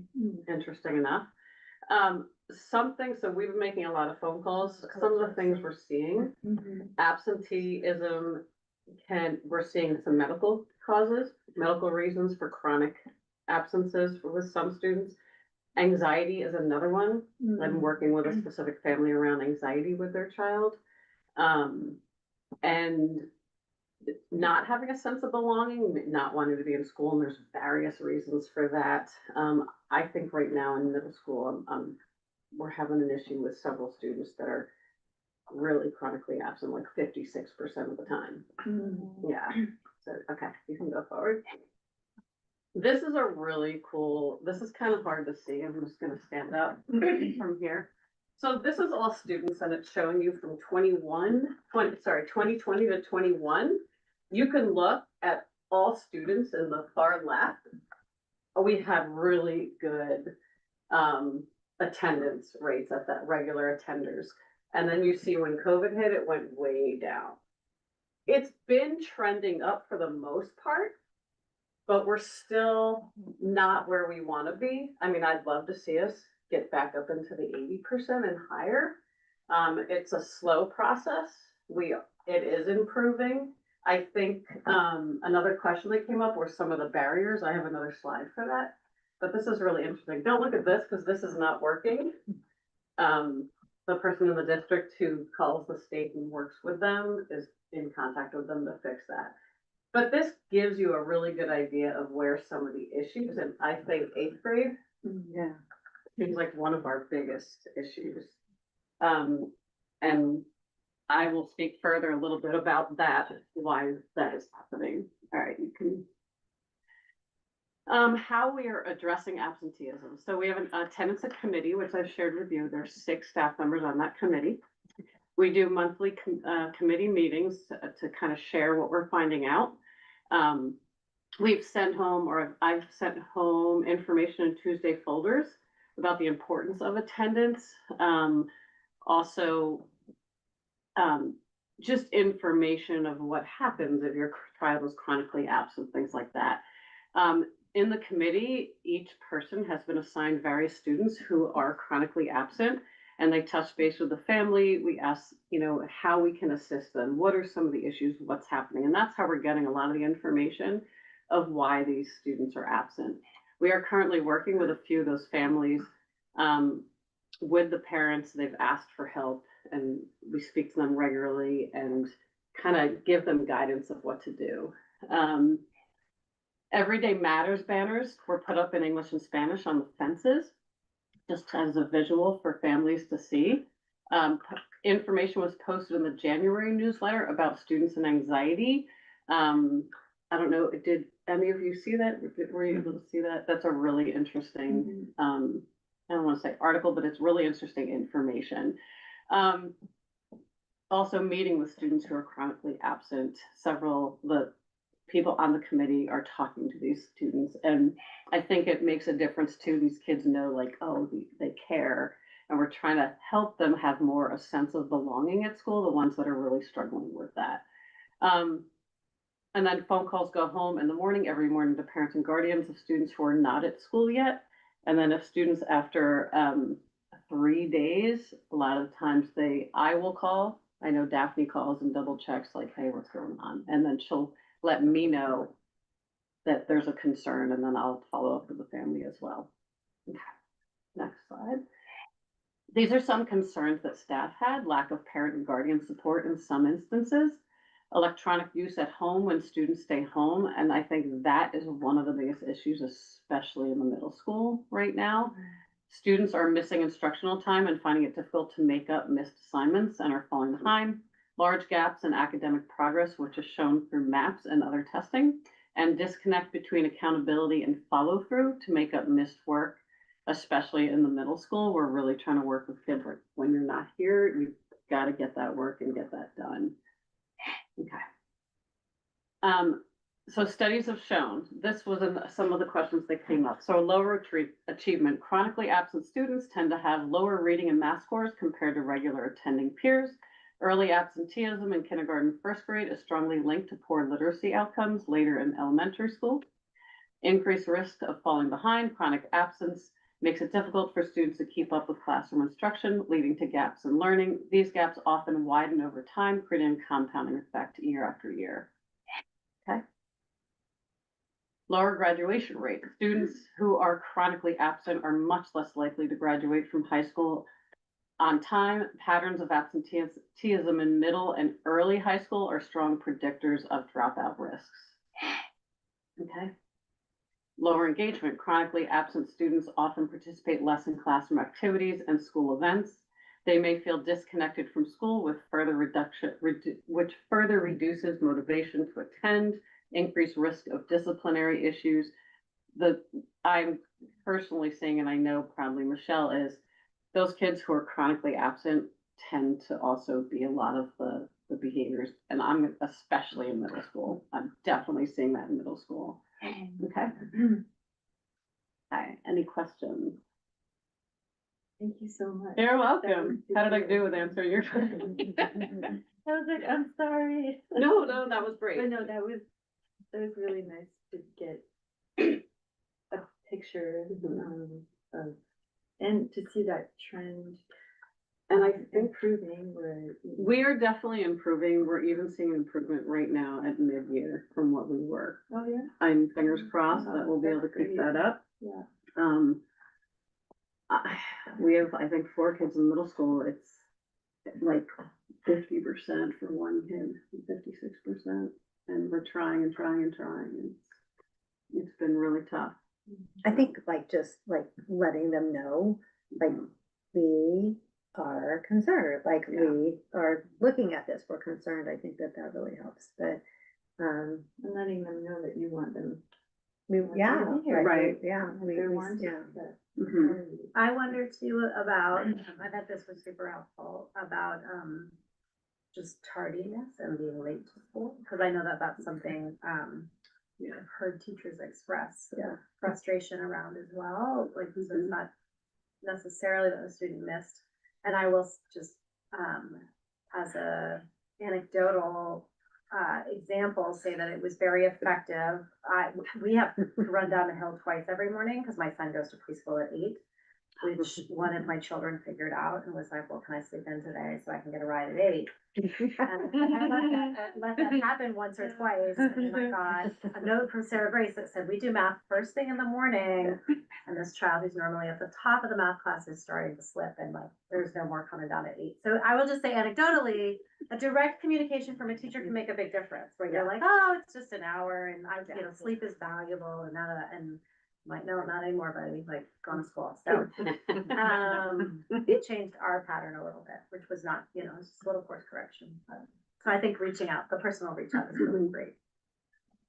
Yeah, I think the ODE Charlene Williams has been leading the charge on the absenteeism throughout the state. Because Oregon has, of course, one the shortest school years, so kids are very far behind, like at 47 out of 50 nationally in terms of student achievement. So making sure that kids are. It's not any shorter in Massachusetts, and they're usually in the top 5. It's the same amount. Yeah, so It's not one of the shortest, yeah. but it's below the 180. I think also that you can't hold parents accountable to an extent. Yeah.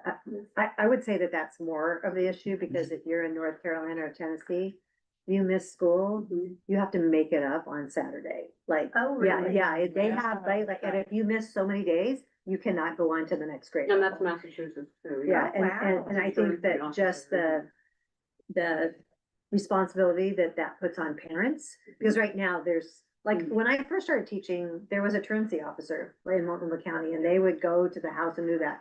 That's just not a thing anymore. So, I think that is a stage part of it. yeah, I think just the enforcement of you have to get your kid to school is different than like Oregon does not have that. Each state has different measures, different requirements. Yeah, but I would say, like, in Tennessee, like, I tried to get my cousins to have their kids miss school in Tennessee, and they're like, no, thank you. They don't want to be going to school on Saturday. And I think if you missed, it's a very like 10 days, you couldn't go on to the next grade level. Which I think should happen. Yeah, so I would It's say, a lot of instruction. yeah. Yeah, that was a lot of hours. A lot of instruction. Okay, thank you for Thank that. you, Welcome. Jen. Yeah, any other fault?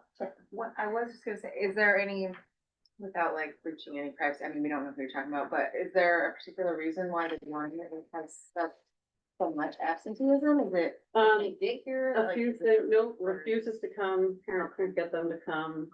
I think there's not a great sense of belonging. This particular individual seems much more mature than his classmates. And it's just doesn't want to be here. It's not interested in being here. And we tried many things. Academic excellence. I'm just wondering if maybe this person or child isn't being challenged enough. That might be. Let's not go too far into, Yeah. individual, but let's, thank you for that. That's really thought provoking, and we can spend more time on it, I'm sure, in the future. Right now, we need to do policy review. Michelle, can I ask you to read the policies for the first and second? Yeah, okay, first reading of the draft policies is JOB, personally identify information, KAB, parental rights, KABAR, parental rights, the AR to that, KBA, public records, KBA-AR, public records, administrative rules, KGC/GBK, prohibited use, distribution of sale of tobacco products and inhalant delivery systems, KGF/EDC, authorized use of a public charter school equipment and materials, KK, visitors to a public charter school facility, KL, public complaints, KLAR, public complaint procedure, KN, relations with law enforcement agencies, KNAR1, relations with law enforcement agencies, and KAAR2, which is the investigations conducted on school property. That's the first reading of those. And to delete KL-AR2, appeal to the Deputy Superintendent of Public School Instruction. They said to just delete that. Can we get a motion to delete that? Can somebody entertain the motion? Emily's taking. Have to read it and write it at the same time. I'll make a motion that we delete KLAR two, the appeals to the deputy superintendent of public instruction. Okay, Amelia, thank you. All those in favor? Great, motion passes. Thank you. And then second reading? Second reading, so this would be JGD suspension, JGDA/JGEA, discipline of students with disabilities, JGDA/JGEA/AR, the discipline, which is the AR for the discipline of students with disabilities, JGE expulsion, JHC, student health services, JHCC, communicable diseases for students, JHCCAR, the AR to that one, JHCCA, students with HIV, HBV, and AIDS, JHFE, reporting a suspected child abuse, JHFE/AR1, reporting a suspected abuse of a child, JHFE/AR2, abuse of a child, investigations conducted on school premises, JHHB, trauma-informed schools, JO/IGBAB, educational records of students with disabilities, JO/IJBAB, BDAR of that one, and GCBDD GDBDD G1, sick time. I motion that we accept the second reading of the updated policies as Michelle just, Tried to get she through. just read. Tried to get through. Perfect. Second, Hannah, all those in favor? Great, thank you. Motion passes. Okay, thank you so much. And then we've got some updates from committees. We already mentioned that we've got next Monday, the 4-day school week deep dive. Anything else you all want to update on that? From that committee? I'll just say, I have to leave at 7:30 to get kids from basketball. Do we want to do the executive session, and then finish with these, or is there a reason to do them in this? Just because it was more efficient for anybody who's on there, not have to stick around. But I think we don't have too much to say on any of these things. Anything that you want to say out on the backpack program? You know, I can, wait, there's some information that's valuable that I don't want to rush. Okay. So if we could Okay, well, we can go to go back executive session. after, so we can get to executive session. From the event calendar, we can post that at the end so people Okay. can see, I believe, all of the dates that we're concerned were gone. Okay, so then we will table the rest of the committee updates and the look ahead. We're now gonna shift into an executive session, per ORS 1926602I, to review and evaluate employment-related performance, and also ORS 1926602F, to consider information and records exempt by law. So Robin, we're going to sign off of this Zoom and we'll sign back in. Sounds good. Yeah, I think so. Later. Yeah, cool. Or